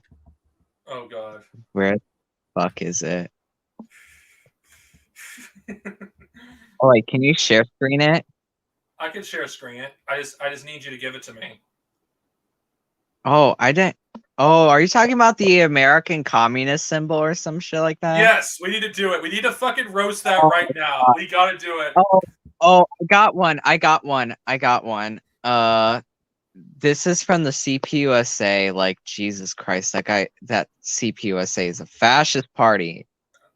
It is a fascist party and should be seen as such. If they're not okay, Okay. if they're not fascists, I just consider them useful idiots. Okay. Oh look at Here me. you I'm go. gonna join a communist party that is essentially COINTELPRO. Look at me. Look at me. Look at me. I'm gonna join a communist party that's COINTELPRO. I'm gonna join a party that essentially freaking does the work of the government for us. Vote Democrat. That's the CPUSA in a nutshell. It's just the Democratic Party. It's an extension of them. It's worse than the Democrats. They're controlled opposition. Let's see it. Hold on. I'm saving it. Okay. They're controlled opposition. That's what they are. Like, I asked my dad about this, who, oh God, this is small. Whatever, it will have to do. I asked my dad, who you know, about it, and he forgot the CPUSA existed. No joke. It's like, you're supposed to represent the masses, yet barely anyone's heard of you. And my dad was born in 1959. I'm sorry. Can you zoom into it? I'll do it the best I can. Okay. All right, better. Do you see it? Oh God, help me, Jesus Christ! I'm fucking having a heart attack at this point. Oh God. Okay, we are the party of American communists. The Communist Party of the American Revolution. Fucking Thomas Jefferson, who raped a literal fucking black girl to make more fucking slaves. Then you had Abraham Lincoln, who did literal fucking genocide towards indigenous people. Never cared about freeing slaves at fucking all until Frederick Douglass forced him to. Also ordered literally the genocide of more indigenous people after quote unquote freeing the slaves, even though slavery was still legal in Delaware and fucking Kentucky under Lincoln's presidency. I thought all the slaves were free. Liberty, democracy, and justice. Bitch, where? Bitch, where, motherfucker? Where? I got a question. Where the fuck is Frederick Douglass? Where's Fred Hampton? Where's Huey P. Newton? Where's Eugene V. Debs? Why are they not here? Why is it a bunch of slave owners? And literally, where's Stalin and Mao in this? Well, They are.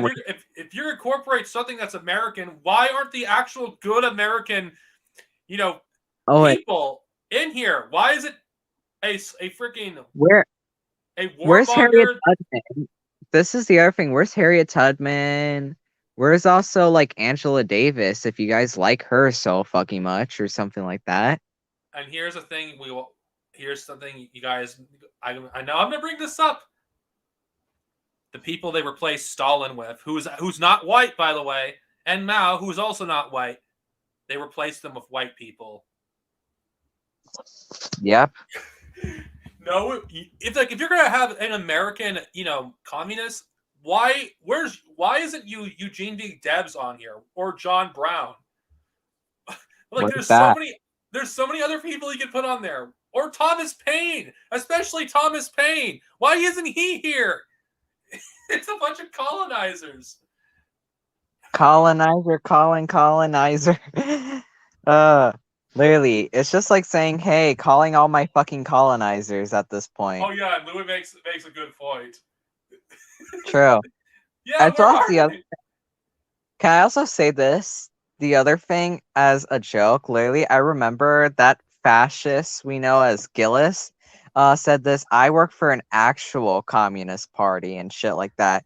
Okay, bitch, get out of fucking Comancheria. Literally, this person's literally. It's so funny. They work for a literal settler fucking fascist colonial party, literally, and that fucker is literally on indigenous land. And guess whose land is it? The Comanches. Literally, I hope the fucking Comanche kick her out of Comancheria well, entirely. I I just would love okay. that. I The would join thing, them. okay. What about Danky? He's part of a party. Oh, but wait. Yeah. Oh, but wait. Unless you're part of a party that's approved by the U.S. government, you're not a real communist.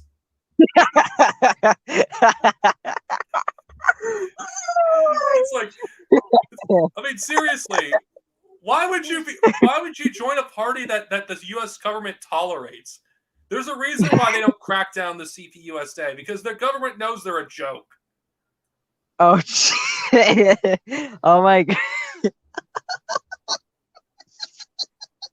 Oh shit, this is fucking killing me. It's so funny. Not gonna lie. Here's the other thing. She tried to get fucking FEK to try to join the Communist Party USA.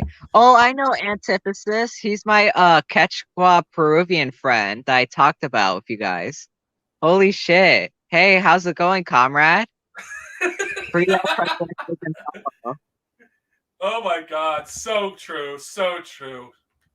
Literally, it's so fucking true. They're a fascist party. And also, can I also mention this? It's so funny. Literally, it's so weird how former PCUSA members literally started joining the CPUSA. That's just like two steps backwards.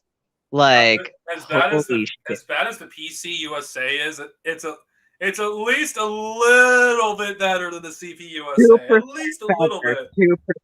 It's 2% better. It's 2% better than the CP fascist USA. At least Danky, at least Danky actually is part of a new party that's serious.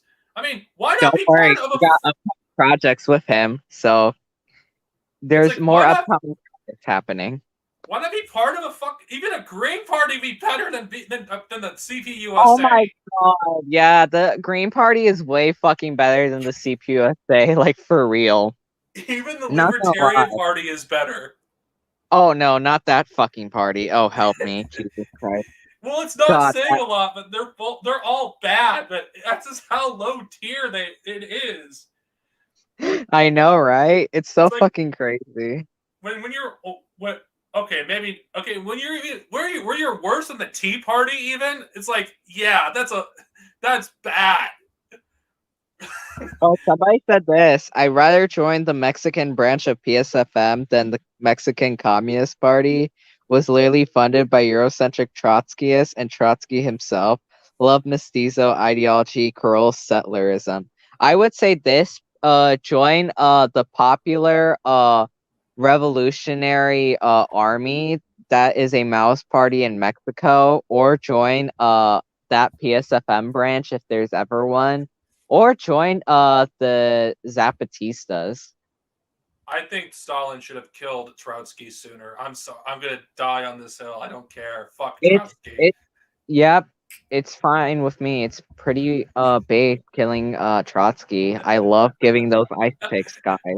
Get your ice picks. Get your ice picks. We also need to do it with these Trotskyists too. We need to give those their Trotskyists. Give the ice picks to those 3 Trotskyists that I called the Gang of 3 Wimps. If you guys don't know the Gang of 3 Wimps, it's B Level, Noah, and Connor Gillis. The Gang of 3. I don't know if I would consider them trots, but again, is there a difference between a trot, ultra leftist, and a fascist? They're all the same thing to me. Trotskyism is a fascist ideology. Yeah, it's funny because Christopher Hitchens was a Trotskyist, and look where he ended up at the end of his life. I would say LMAO, look at this. I'd rather join a birthday party of someone who hates me than the CPUSA. LMAO. Oh wait, do you know any mouse party in Peru besides the Shining Path I can join? There is still the PCP that is led by Comrade Laura right now. I wouldn't join the MPCP at all, or never, or also do not join MOADEF. MOADEF is a reformist organization, and the MPCP is a drug cartel. So I don't know how to get in contact with the PCP led by Comrade Laura. I've been trying my hardest, but I don't know. Honestly, I think the very idea that we glorify violence or fetishize violence is such a, you know, it's such a straw man against people who reject reformism.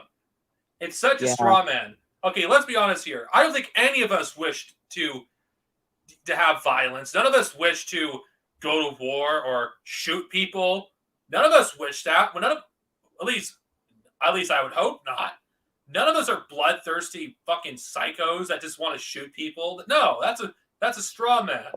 We recognize that revolution is a violent process. You're not going to be able to build, socialism in most countries. I say most because I think some countries you can do it bloodlessly, but especially in the global south, most of the global south, you're not going to do it through bloodlessly, because every time you try to do it, through reform, you're going to end up like freaking an Ende and Pinochet, and fucking Chile. Oh, none of these people will actually mention that what happens when you don't have, the means to defend your government.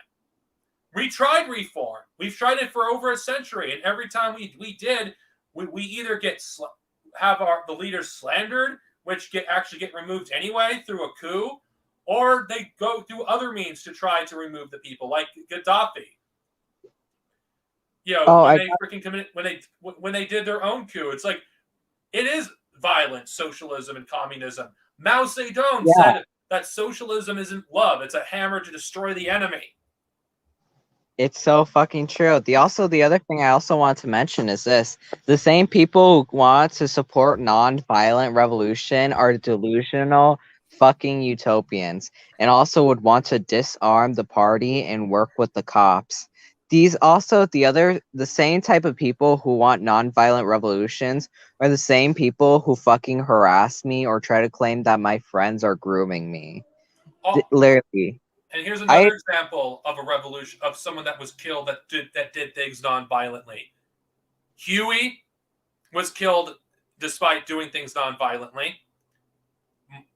Martin Luther King was killed despite doing things non-violently. I can name example after example after example of revolutionary leaders in the United States that have tried going down the path of nonviolence. And every time they did, they were in prison or they were murdered. Yep. Oh, and also, can I say this to a comrade right here from Mexico? Well, who? Basically SLR. I just want to highlight his comment.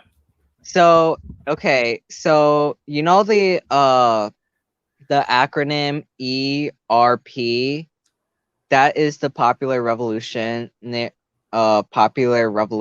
Army's like acronym. They have been around for like since the 2000s or maybe the late 90s. Even the Mexican government's afraid of them, as well as the cartels. They're also allied with the Zapatistas as well.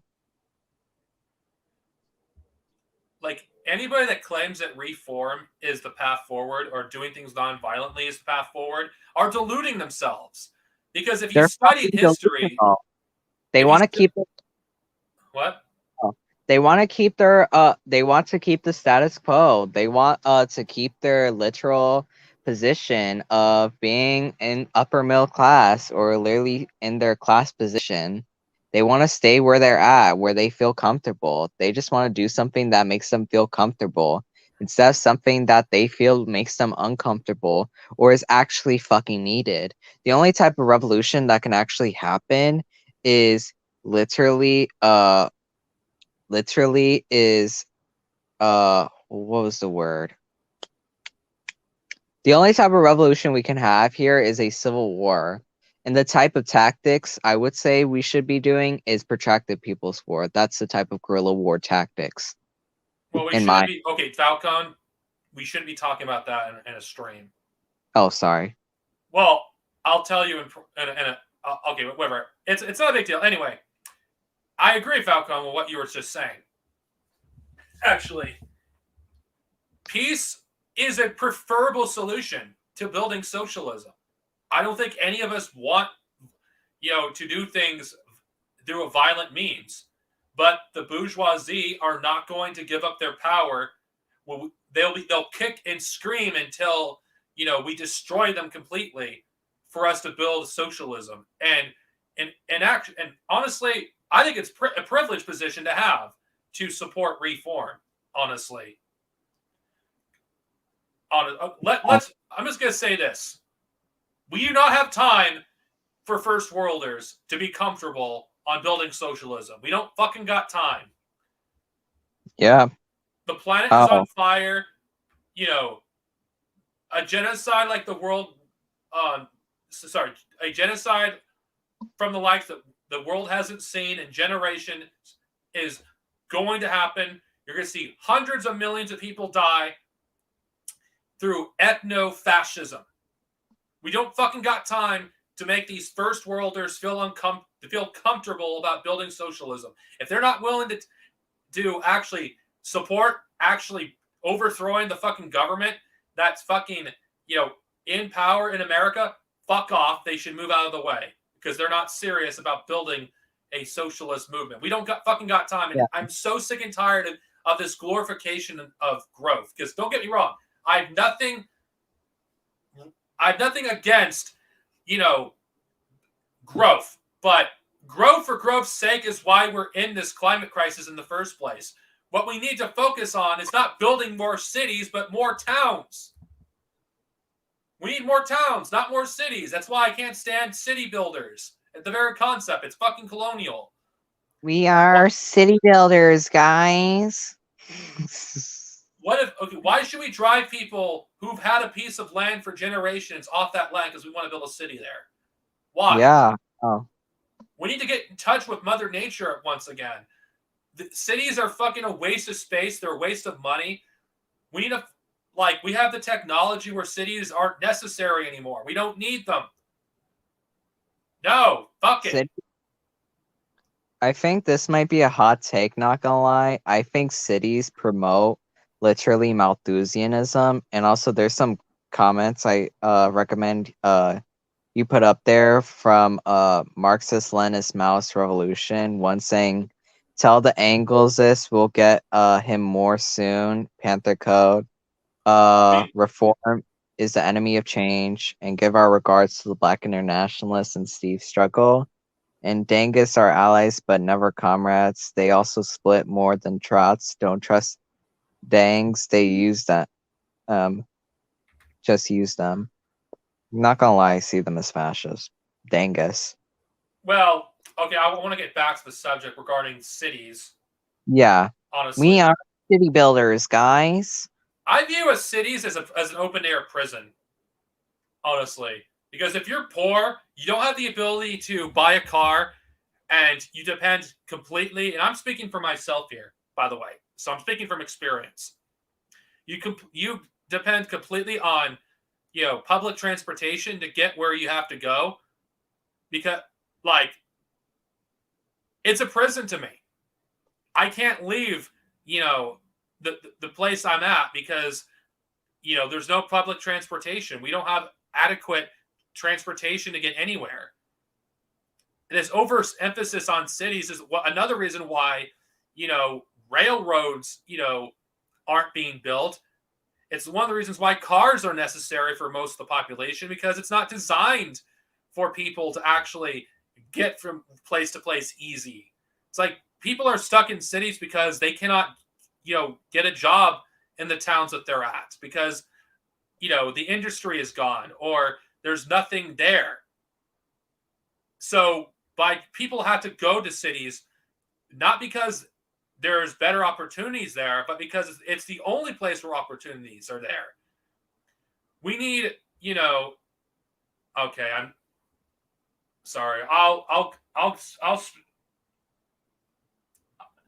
Okay. Well, I don't want to live in a city. I'd rather live in a town. There's too goddamn many cities. We don't need to build anymore.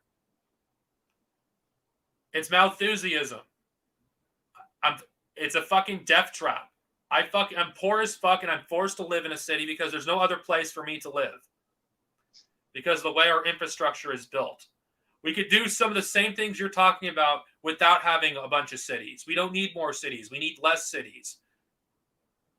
There's very few communication with people in cities. It's very socially alienating. Not gonna lie, I like doing towns, or basically like for me, like neighborhoods, not gonna lie. Because literally I like in my town in Gafers my town somewhere else, basically like it's much more like I actually know the community. I actually get to see people who look like me. That was my town back in the day. I think like when I was in like my youngling years, I think like until the age of 10. Basically like, oh my god. I actually knew like my community. I actually knew people there instead. But uh but it's like crazy, not gonna lie. When literally moving into like a city, like let's say like, or even going to a city, like for example, like New York City, it's like holy shit. Like it's barely hard to even know people there in that city as well. It's so hard to get like to place because you can get easily fucking lost. Instead, in like my neighborhood or in my town, I can literally get to the place I need to go to without being lost. Okay, I'm not saying there aren't benefits to cities, but I feel like cities have become obsolete. We don't need them anymore. Yeah. With the technology we have now, we don't need to have cities. Break them up. Break them up to smaller towns so it'd be easier for people to find a place to live. Break them up so people can don't have to be crammed into a small goddamn space. I would rather be in a town than be in a city. Yeah, I get that. I just think this overemphasis on building cities is ridiculous. We don't need to displace more people. There's a lot of fertile land that are still available. Why destroy that by building more cities? Not gonna lie, as well as this, like also I've been to a lot of cities. Like for example, one of the projects of gentrification, like for example, Baltimore, where it's like, holy shit. It's like you can see like the poor neighborhoods and the rich suburbs, and literally how like gentrified those places are. The boroughs and places like that are like the poor parts as well. And also the other thing as well is like I learned this in Peru, like and as well as in the boroughs of Lima were also like the gentrified parts as well there, where they would gentrify the people of color, as well.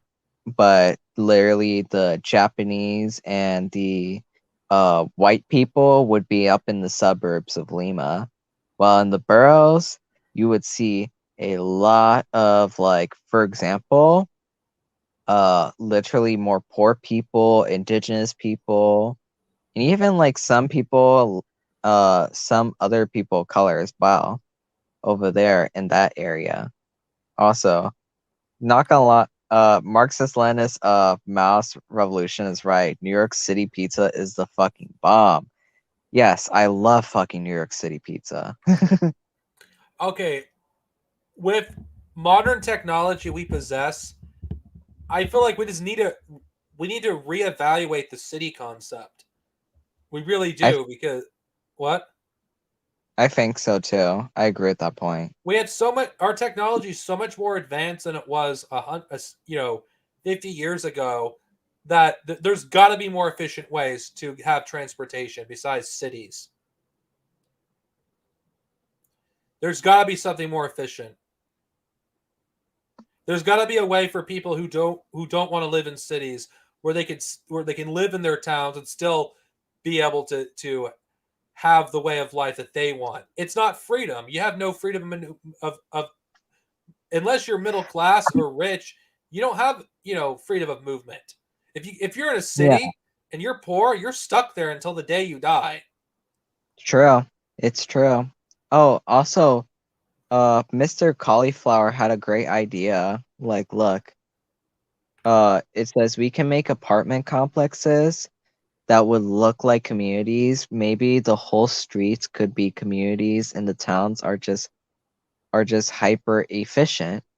Not gonna lie, I kind of see that as kind of a bit of a good idea. Not gonna lie. Well, that's one solution.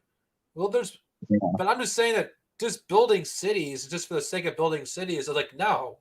There's got to be something more efficient than that. Yeah. If The other thing as well is that cities should also be eco-friendly, like some of the people in the chat are pointing out. Like basically, like cities should have like a purpose of being eco-friendly and actually helping our environment, and also being act instead of like destroying the land and just like polluting everything and fucking over everything. And literally it should be actually something that actually benefits people. Like, for example, cities should be able to actually produce like greener or nuclear or fusion energy, really, instead. I That don't like, and we should use existing cities, not like building like way new cities, like basically remodel the current cities we already have entirely, and basically build like actual better communities instead with like the apartment complex ideas. What do you think? well, I'm pretty sure there's people that have better ideas than I do. I just I just don't think we need to build more cities. Considering the ones that we already have, why not fix those cities first? And then Like we'll focus remodel on them. what? Like remodel them entirely. It would take a long time. Of course it would. It probably would take many years, but then again, this is the problem I have with people that push on these city builders. Okay, how are you gonna what about the cities that already exist? Why should we build more cities when the ones that already exist we could barely take care of those? Like if we build Yeah. new cities, we're just gonna have the same problems that we have now with and not to mention with the climate crisis. The last thing I think that we need right now is to destroy more, of the land that's already out there. Yep, that's true. Like the other thing as well is like indigenous people. Oh, let me read this. Car dependent suburbia is a huge driver of carbon emissions. Check out the channel, not just bikes, Adam something, and city beautiful car dependent suburbs need to go away. I Okay. agree. But the other thing as well I also want to mention is this, that like uh for example, we could do this with like the other thing I was also gonna mention is this, like for indigenous communities, like we don't like have cities. We don't really use cities. We have like villages or basically places that or like basically like kind of like these reservation areas or like neighborhoods really. Well, I'll Really. tell you Like this: in the yeah. climate crisis, cities are going to become fortresses. Yep. Where They're going to cities become are gonna be the last place you need the last safe house or really like that. yeah, they're going to become a fortress, and yeah, that's a scary thought. But none of these supposed Marxists have, they don't talk about the climate crisis that's here. They don't talk about that because it doesn't matter to them. They don't talk about it as much. They barely even talk about it. Like 1% of their conversations even talk about it. At least, like, I can say this. I'll give credit to Caleb Maupin for doing this in his latest interview, but his latest interview with a former friend of mine where he talked about like building like a fusion city that makes like fusion energy or something like that. That's like more eco-friendly and actually helps with the environment, but Even a or broken something clock like that. is right twice a day. Yeah. Not gonna lie, I would like to learn about fusion energy. And also, let me see this. Okay, Specky V, Ecolog do you want to be part of this conversation? I'm willing to offer you an invite Oh, if you have something to read, add. can I also read these comments from Marxist-Leninist Mouse Revolution? So, equalizing in the urban can bring back labor value in the first world, such as the lack of vision the MLs have. Also, Falcone sounding very PSFF to me. Don't leave MLM, Falcone. Don't worry, I'm not. I won't. I'm sticking with my MLM line, not gonna lie. But the other thing is this, I would actually like to hear what Specky V has to say. Yeah, it's like, hey, even if we don't agree, I'm willing to get an opposing view on here. Yeah. Like This sometimes I barely block people on YouTube that like disagree with me. But the, sometimes even like those disagreeing comments get taken down for some reason out of nowhere. Not gonna I lie. know. Well, because it's all about if since this is a more serious part of the stream, if we're talking about something that's serious as this, it's good to get people with multiple viewpoints. Oh, I got something. You should do this for the next Fantifa highlights where we're talking about basically the environment and when it comes to even like cities, like the Well, concept of cities or what we well, should do I'm with gonna them. edit both parts where you're in as separate videos. Okay. All right, Specky V. It's gonna be interesting. Just give us your point of view about the whole subject. I don't know, like just like this whole like generalization of just like cities being bad rather than like how we design cities being bad rather than like the. So what I'm trying to say is like the concept of cities is not the problem, rather just how we design cities right now, like under capitalism. Okay. Okay. Well, the question I have is, don't you think we should be focusing on fixing the existing cities first before building more? Yeah, that seems reasonable. So, I mean, like sure. we're not like China where it's like they had no cities, now they're building cities. But yeah, we're like in the U.S. and Canada, we don't really need to build more cities. So I just got a question. How would you build such a thing? I just want to hear what you think should be done. Well, okay, so one of the problems I see is like too many people like crowding to like the downtown core, right? One of the problems in like U.S. cities, right, is that they like divide cities into like, okay, this part's going to be housing, this part's going to be industrial, this part's going to be like commerce, rather than. But instead, we should be like mixing them together so that people don't have to like travel so far to like go to work or don't have to travel so far to still to get like groceries and stuff like that. You get what I mean? Okay. I That kind of that get doesn't that. sound so bad. That doesn't sound so bad. Yeah. Yeah. Oh, not gonna lie, I also had this kind of other thing that kind of popped into my head when somebody mentioned about Mr. Cauliflower mentioned about talking about like the apartment complexes being communities as well, like as well as like for agriculture.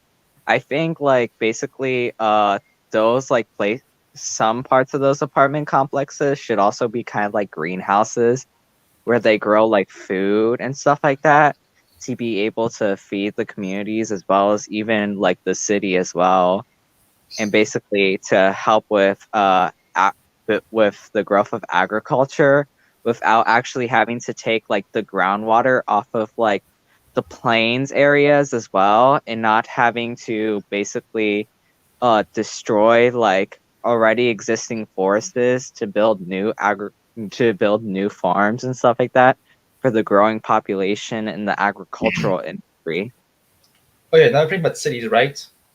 The thing about Yeah. cities is that they concentrate the utilities, so that's more efficient. Like, so all your electricity and all your water and all your like oil is going to like one place rather than having like towns where like spread apart and stuff. Okay. That sounds kind of reasonable to me. Yeah. The other thing is this: what other disagreements do you have, like with Darks when it came to his points, and when it came to why he doesn't really like about cities or? What I don't get is that he said that he's like forced to live in a city because he's like poor, but usually it's kind of like the other way around. Like people are like when they're poor, they're forced to kind of like more live in the suburbs, and then they're forced to like commute to like the downtown core. All right. Because in my city, the downtown core is like expensive as hell. Oof. Damn. It's expensive as hell where I live, but I can only live where I live at is because I have assistance from the government. I the government pays half of my rent. If it weren't for that, I wouldn't be able to live where I'm living at now. And I'm basically at the mercy of the government. True. Honestly, I have no freedom of movement whatsoever. I don't even like living where I live at, but there is no choice because, you know, it's hard as hell to get a housing voucher because they only I don't know if you're familiar with Section 8 Falcone, but it's essentially people with who are disabled, who get a housing voucher, and it could take anywhere from 5 to 10 years to get one, and Wow. it's becoming more and more difficult to actually get a place with a housing voucher because less and less places are accepting them. Damn, that's crazy. Now, I don't have a housing voucher. The place I'm living at is I only have it because I'm part of a program that helps people with disabilities, and I don't like the fact that I have to stay in Orange County or in California in general because it feels like I'm stuck. If I had a car, I would have more maneuverability, but I don't have a car. I don't know how to drive a car. I don't have the ability to drive one. So Damn. if we had a more efficient public transportation, it doesn't matter where it would be at. I feel like I'd have more of a choice where I want to live, but I don't. It is, and it's not as simple as I say it is. It's not, of course. There's a lot of things that would need to be done to make a better society for people. I mean, with the technology we have now, there's a lot of what we could do. We don't even need to have cars on right now, but because the way capitalism works, we're forced to have cars, and those who can't afford a car, are forced to stay in certain areas of the country because they can't move out, or if they do move out, they have to leave everything behind. Uh-huh. That's true. The other thing I also wanted to mention is like also with New York, like I remember, like it's even hard to even or it's hard to even like live there. Like people can barely afford to even live in like an apartment complex in New York as well. Where I see people like nowadays basically have to live with like their parents now or like move try to have like a way to move out of cities or something like that. But the other hard part is this: they're so poor that they can't even like move away to live with their family. Who basically like accepted like having them like come live with them and stuff like that, which is the hard part as well when it comes to the topic of cities. I don't claim to have a perfect solution. I'm pretty sure there's people a lot smarter than me that could come up with something better than I could. I just feel like with the technology we have today, we could do so much better than what we're doing now, and capitalism is holding us all back from having a society that could actually work for the people. True.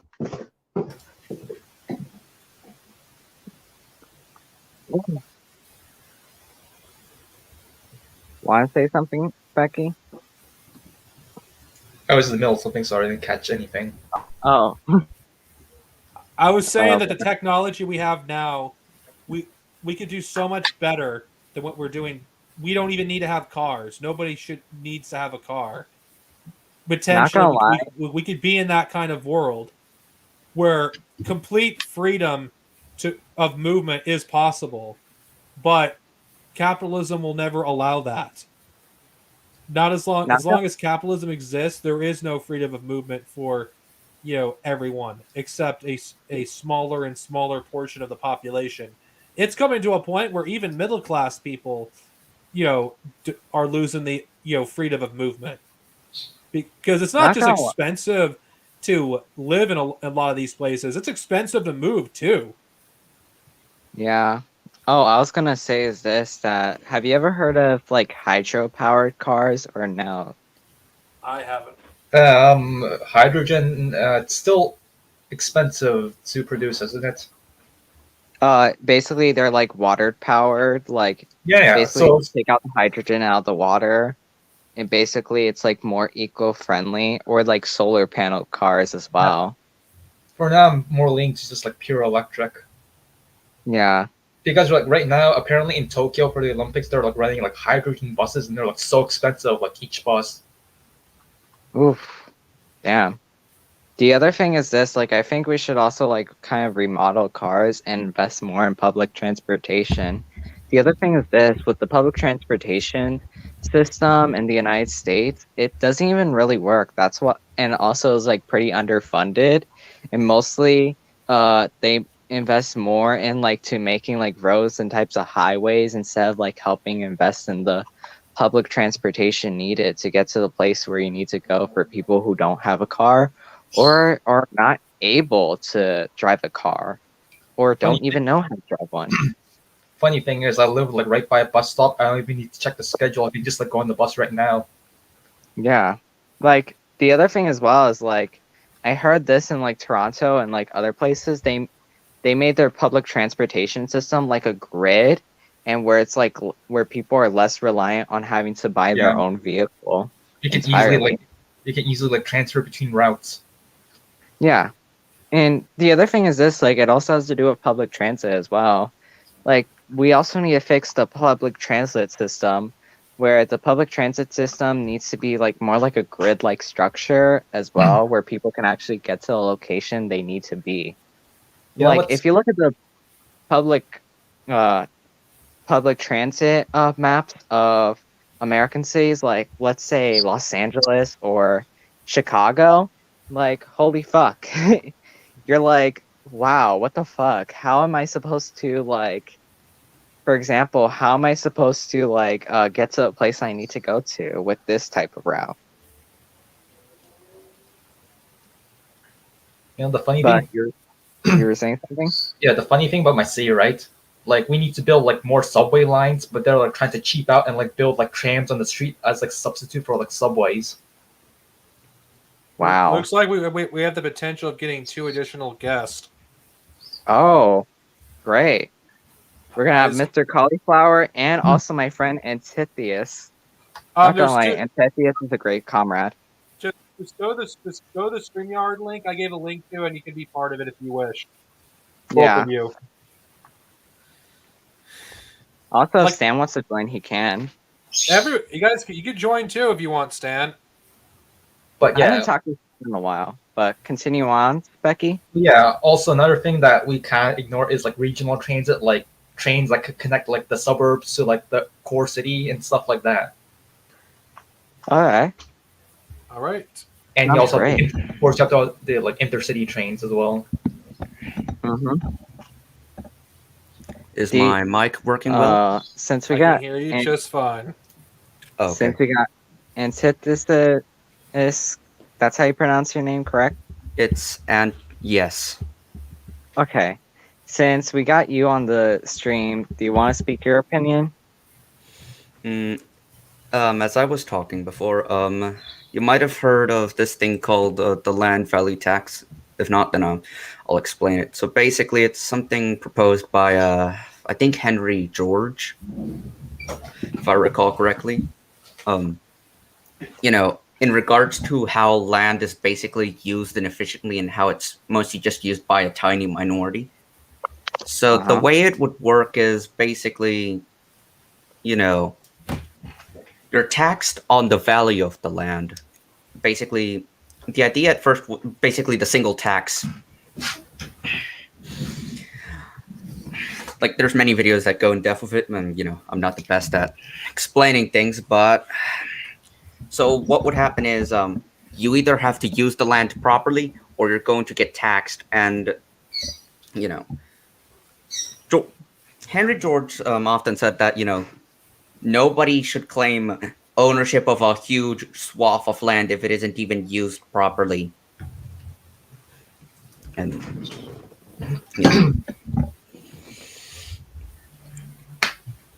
and what the land tax does is promote productivity of the land and proper usage of the space. The more valuable the land, the higher the tax. If you don't use it properly, specifically you're like a single landowner, you have one choice: to either face the high land value taxes or sell it at a cheap price to someone who would. Interesting. Wow.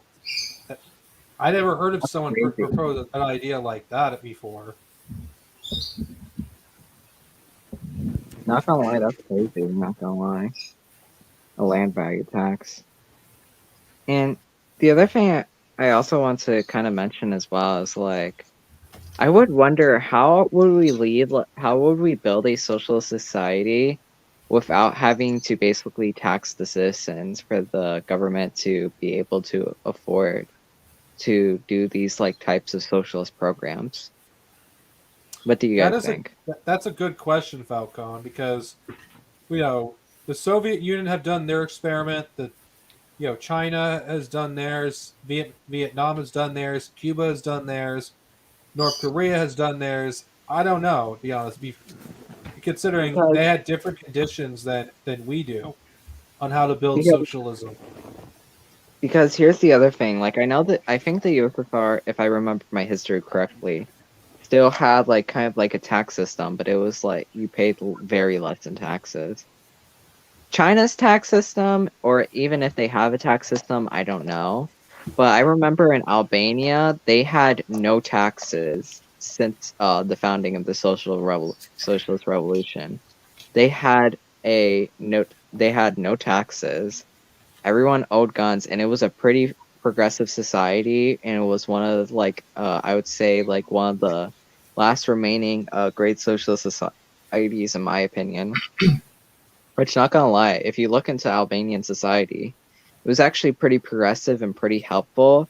I think it would have grown even more if it never had to be embargoed by the Western capitalists as well, or had to go into the route of like, for example, if like Stalin hadn't died, it wouldn't have gotten into the route of isolationism and having to do it like with like Enver Hoxha's like dogmatism as well, and go down like a crazier fucking route. Not gonna lie. I And it have would have one been more prosperous. I have one idea. Yeah. Nearby my city, there's like a privately owned highway that makes like a ton of money, like charging people tolls.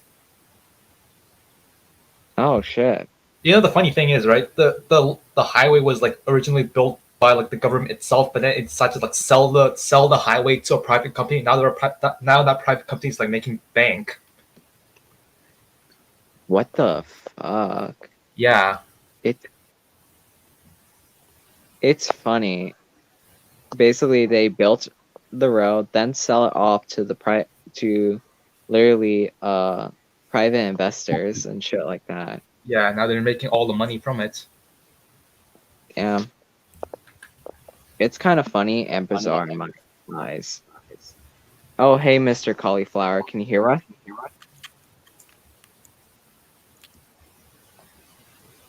Mr. Cauliflower?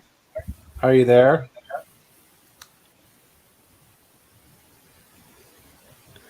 Perhaps Uh, he's having issues with his microphone. Okay, In the private chat, he says he's here, but yeah. are you having? How about we'll just wait on you to like try to set up with your microphone or your setup so we can hear you correctly and hear you with no problems or echoing. No. Has he figured it out? Okay. Wait for Don't it. worry. This part will be edited out in the highlight. I'm just gonna mute you for now until you figure everything out. Yeah, just type in the private chat when you have it all figured out. All right. So, continuing on, as well as like I know the DPRK doesn't have like a tax system, even though I do not see it as a social society. If you want to watch my DPRK video, that's my opinion on the DPRK. If you want my full opinion, but the other thing is this: they stopped having a tax system until 1970. You're an echo. Wow. But Oh crap. sorry about that. All right. Okay. When he's talking, we should mute ourselves. Okay.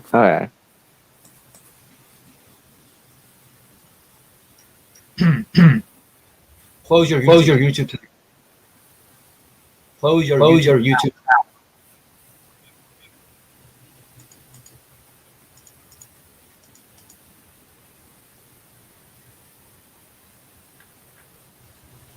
I wouldn't be too worried.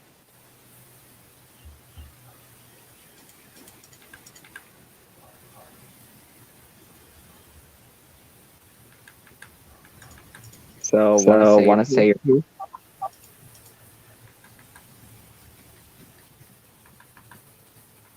All right.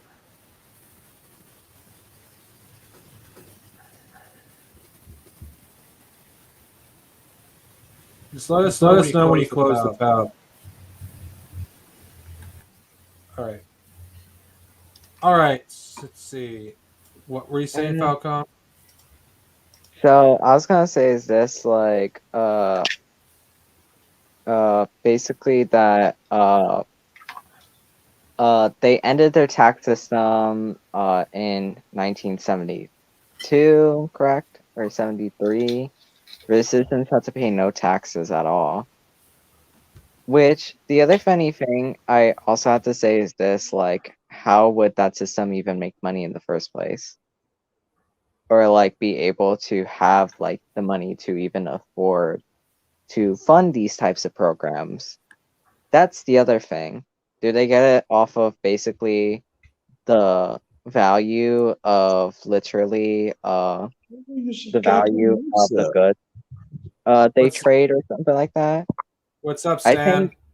I think Stan would know more because I think he's way more of an expert on the DPRK than I am. So, He He I think unfortunately he's trying left. to check if his setup works. Not gonna lie.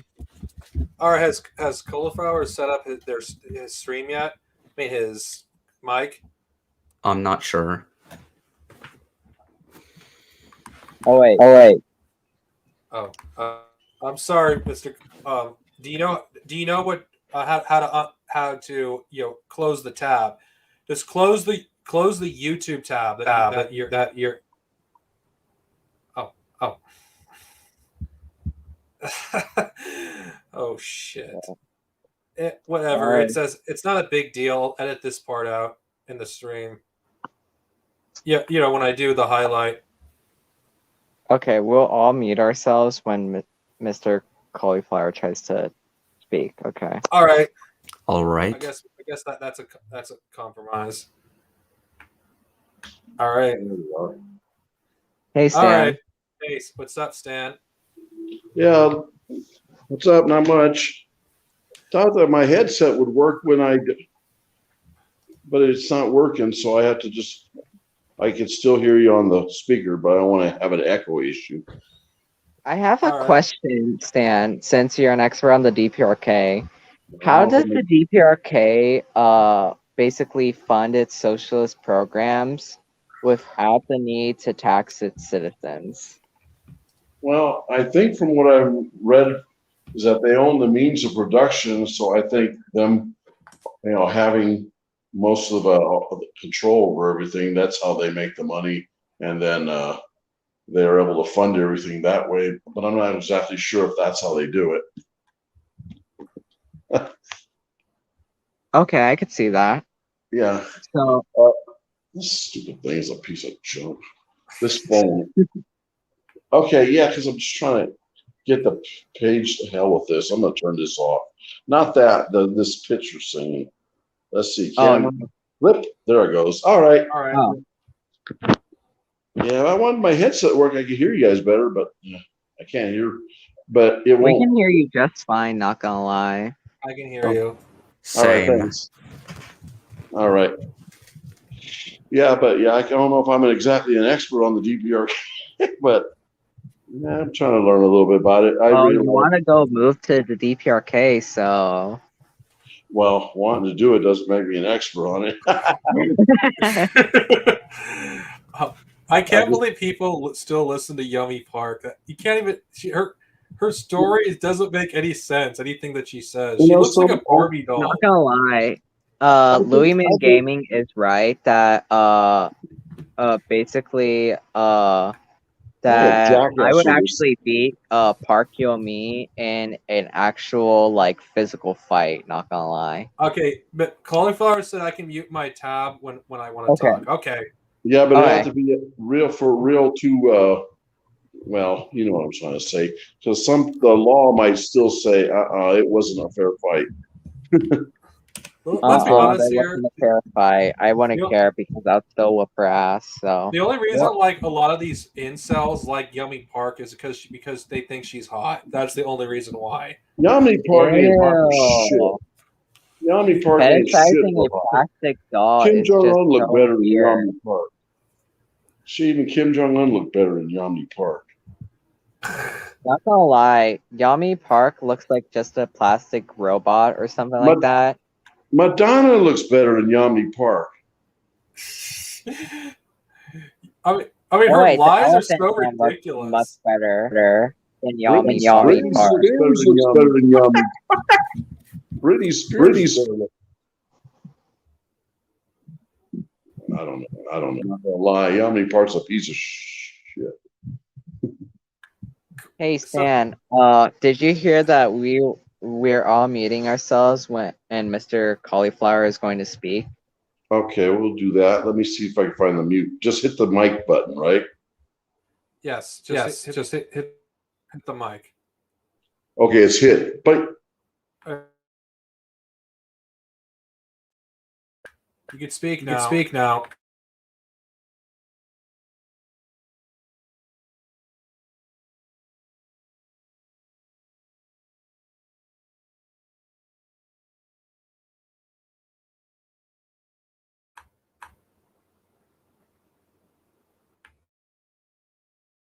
Okay. This is gonna be a challenge to edit this out. Exactly. It's kind of hard. I don't. Oh wait, I got an idea, Mr. Cauliflower. Copy the link and get back in and out of the stream.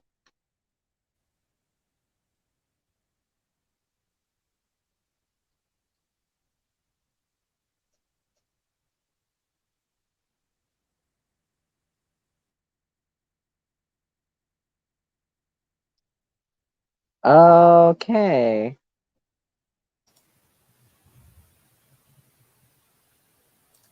This is awkward. Sheesh. This is gonna be a lot more difficult to edit this. Honestly, this portion. I have a question for all of you guys. Do you think that People's War against swing sets is universal?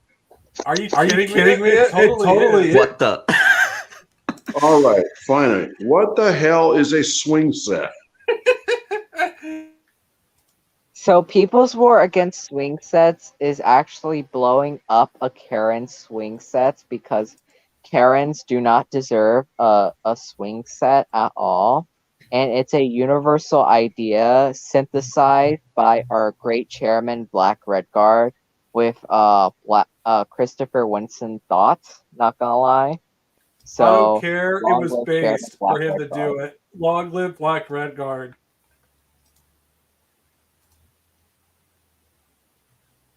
That So Dr. do you Phil guys think it's episode, universal? All of y'all? that Dr. Philip clip, made the People's War on swing sets universal. Oh yes, Comrade, the based Black and Redguard. big brain Black Redguard. You know what's funny is the comment section was empty until someone discovered he was on Dr. Phil. I don't care if he actually did it or not. I think it's fucking funny.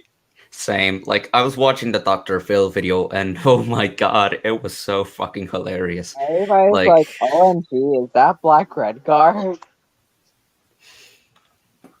But the other thing as well is this. I also wanted to ask you guys, do you guys uphold Jason Unruh thought? I do. Can you simplify what Jason Unruh thought is? Jason Unruh thought is having crippling depression and fish don't leave the water, nor melons leave the vines. The revolutionary masses cannot be led without the Communist Party. Mao Zedong thought is the sun I stand with that it. always shines. Where's And- Mao Zedong? We need him. I mean, too many landlords are alive. Yeah. Oh, Another did you one to see kill this? all the landlords and basically deport all the settlers to the gulags. Yeah.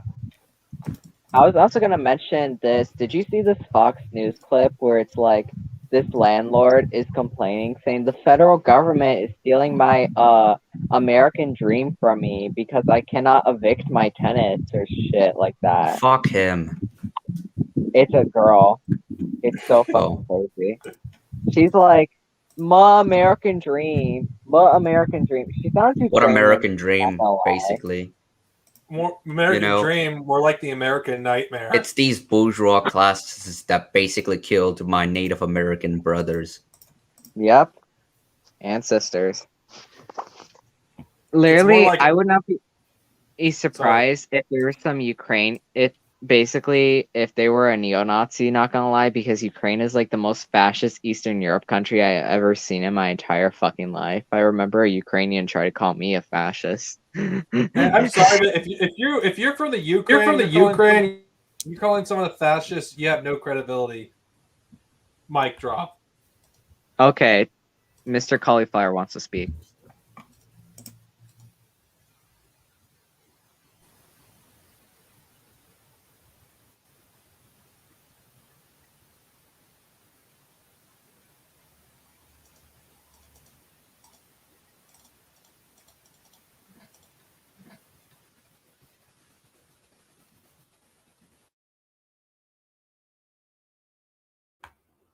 You could speak Can if the you. audience hear Mr. Cauliflower? This Or is no? gonna be- Or this is no? gonna be- Type in the chat. This is going to be fun editing. Oh God.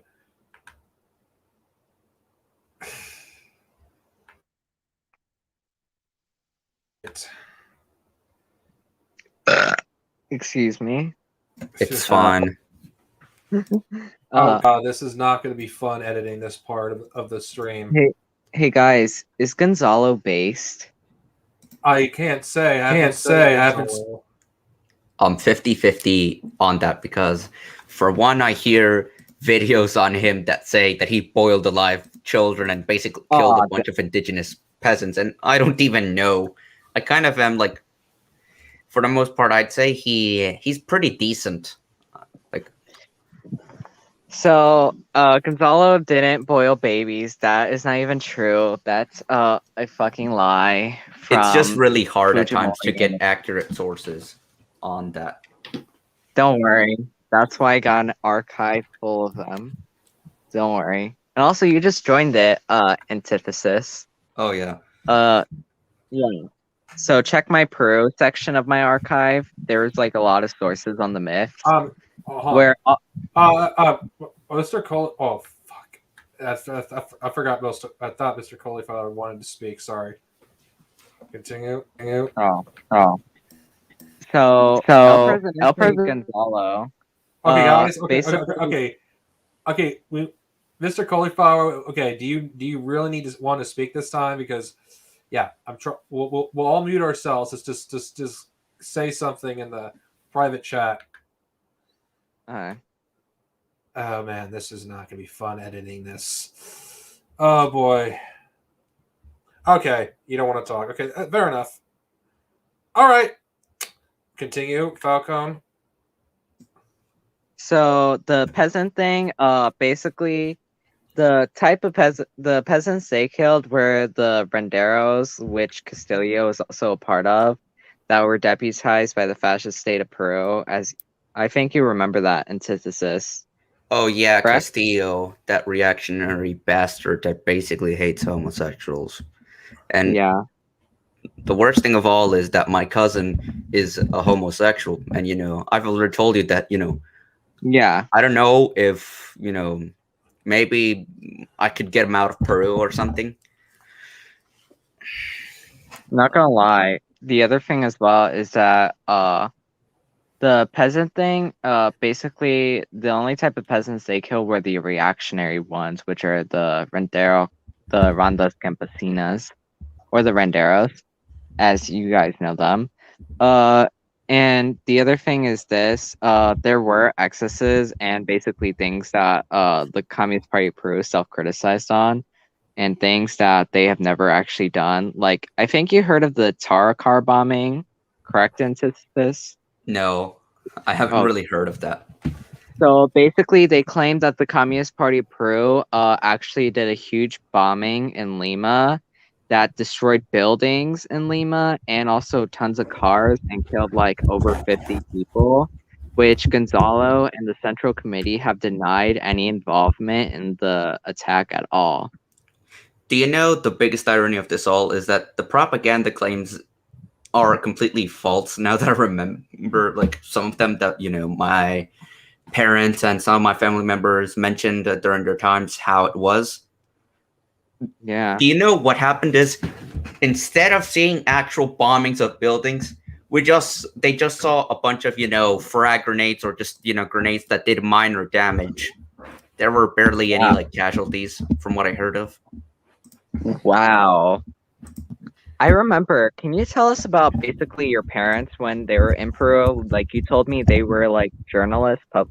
They were like publishing newspapers. Oh no, the like that government- was someone else in my family. Oh, I think I might have to specify, most of my family's from Peru except for my dad, who's part of a very, very small family in Honduras. So Honduras. yes. So yeah, I think it was one of the uncles of my mom. He was publishing newspapers. He was apolitical. And then he got arrested by Alberto Fujimori's the police and put in jail. Wow. They did get him out of jail, and he's fine now. And do you know that most of my family were alive when Fujimori was in power? They all hate Fujimori. We all know of the massacres Fujimori did. Mm-hmm. How I said that he sterilized 300,000 Quechua people, which is unforgivable. Yeah. Fujimori deserves a bullet, in my opinion. Yeah. I'm even surprised he's still alive. Yeah. And Isn't he still in exile in Japan? No, he's not in exile. He's in jail for like I don't know 25 years, and he's like I don't know 80 years or something or 90. I don't think he's going to last until 105 years. I think he's going to die in a few years. Or less. Yeah. And then there's his daughter, Keiko. So, I'm surprised that she managed to get really close to the elections. I remember watching the elections and the debate between Keiko and Castillo.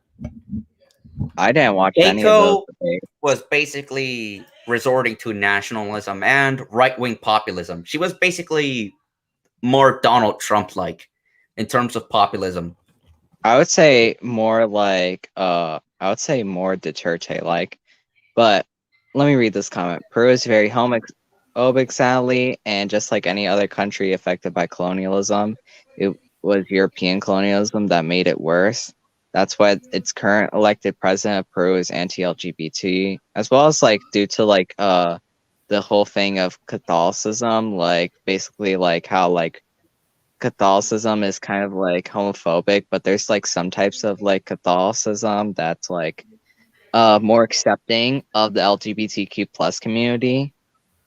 Well, I would at least admit that, even though I'm really fucking against Catholicism. Like, You know, I don't think we need a pope to interpret the Bible or the religion of Christianity. Like the thing is, the church didn't exist when Jesus was alive. The church was basically created afterwards, and you know, the thing is, Christianity isn't a single uniform mission, and I disagree with the Catholic Church on nearly many things. For example, the fact that they're homophobic and that they condemn communism, which is and the fact unacceptable. that they're pedophiles. Yes, Yeah. even in Honduras and Peru, you know, especially my dad, I've talked about him about this. There have been several cases where you have local priests committing pedophilic acts on children in Honduras. Radlibs need a pope. Vosh interpret leftist ideology. But hey guys, I think I have to go because my parents are here to pick me up. I'll be right. All right. Do you have any? Adios. Adios.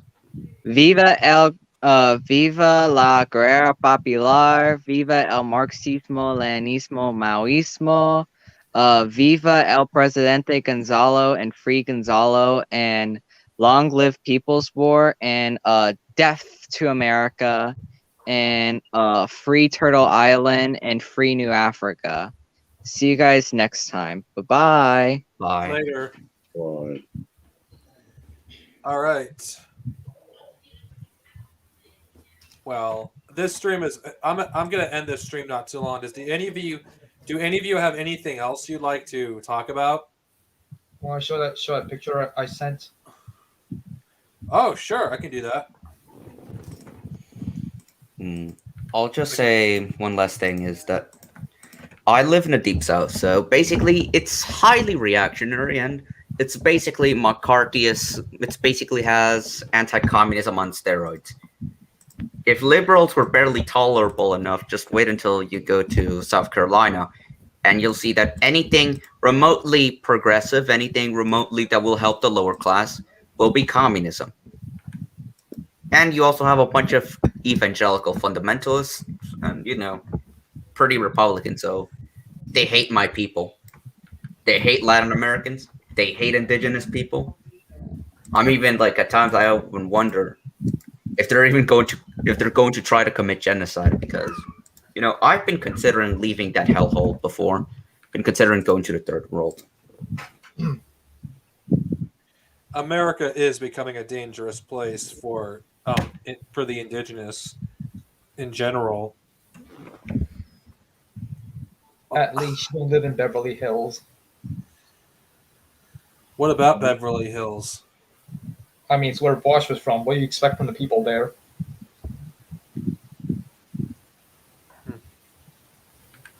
All right. Well, All right. Sorry. Anyway, I agree. Actually, honestly, I could see your point. I mean, Beverly Hills, Jesus. To think that he lives in the same state as me creeps me out. Or does he? I mean, he now lives in like Seattle. Oh, fuck. Seattle. What's that? What's the difference between Seattle and California? I don't. Is it really much of a difference culturally?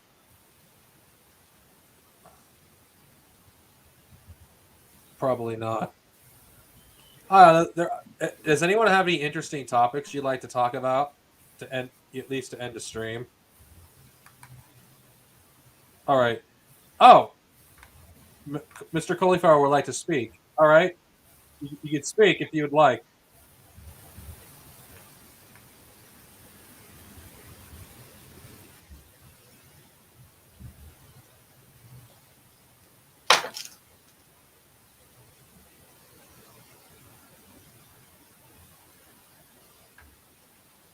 Okay. His mic is muted. Camera shy. I don't know. Oh, it happens. This. Don't worry about it. This part of the stream may not actually make it to the final to the Fantifa highlights, Alright. so I wouldn't worry too much about it. The only thing I will say, actually, because I don't know how else to continue this stream, because none of us have anything we like to talk about. But the only thing I will say is, stay safe, everyone. Make sure to not be an asshole. Wear a mask. Do what's required of you in order to keep yourself and your family safe. I'll probably talk about COVID more, probably in another stream, assuming YouTube doesn't take down the fucking video because I mentioned the COVID. That might be a topic I might talk about in the next stream. Hopefully I will not delay this kind of stream again. I mean, it was all over the place, but it's turned out to be a pretty good stream. In the upcoming and probably the next few days, it's going to be a pain in the ass, but I'll be editing some videos that will be released as separate videos on my channel. So look forward to that. And Mr. Cauliflower, I'm sorry. I really wish you could have contributed to this stream, but I guess that can't happen. Anyway, do you have any final thoughts, everyone, before I end this stream? Down with B-Level and down with Connor Gillis. No rat lib represents the indigenous and colored people. Only Maoism does. I agree. You, Specky? Yeah, just one final thought about the public transit thing. So yeah, a lot of cities in North America, they have really like ugly, not like crappy, but just like ugly looking public transit, and that's why like a lot of people don't use it. Like one of the reasons why. Yeah. That's why I sent you that image. I agree, and I'll show that image because might as well. I zoom it up the best I can. I'm sorry, I cannot do any more. For those of you who can see, Everything should look like that. I agree. I have no objections to that. The problem is that the public I don't know how to call it, the public system and how the administration works, it's just terrible. Like, Yeah. especially after the post on New Deal and with the neoliberal trend, public services have been functioning with quotas to make them function more like a market and be more competitive. That's not how public service works. Public service is not for profit. It's to provide for the people. Agreed. Fuck the market. Any final Yes. words, Stan? Okay, fuck the market. Viva la DBRK, viva la Kim Jong Un, and down with Yonley Park. My final words are all power to the people.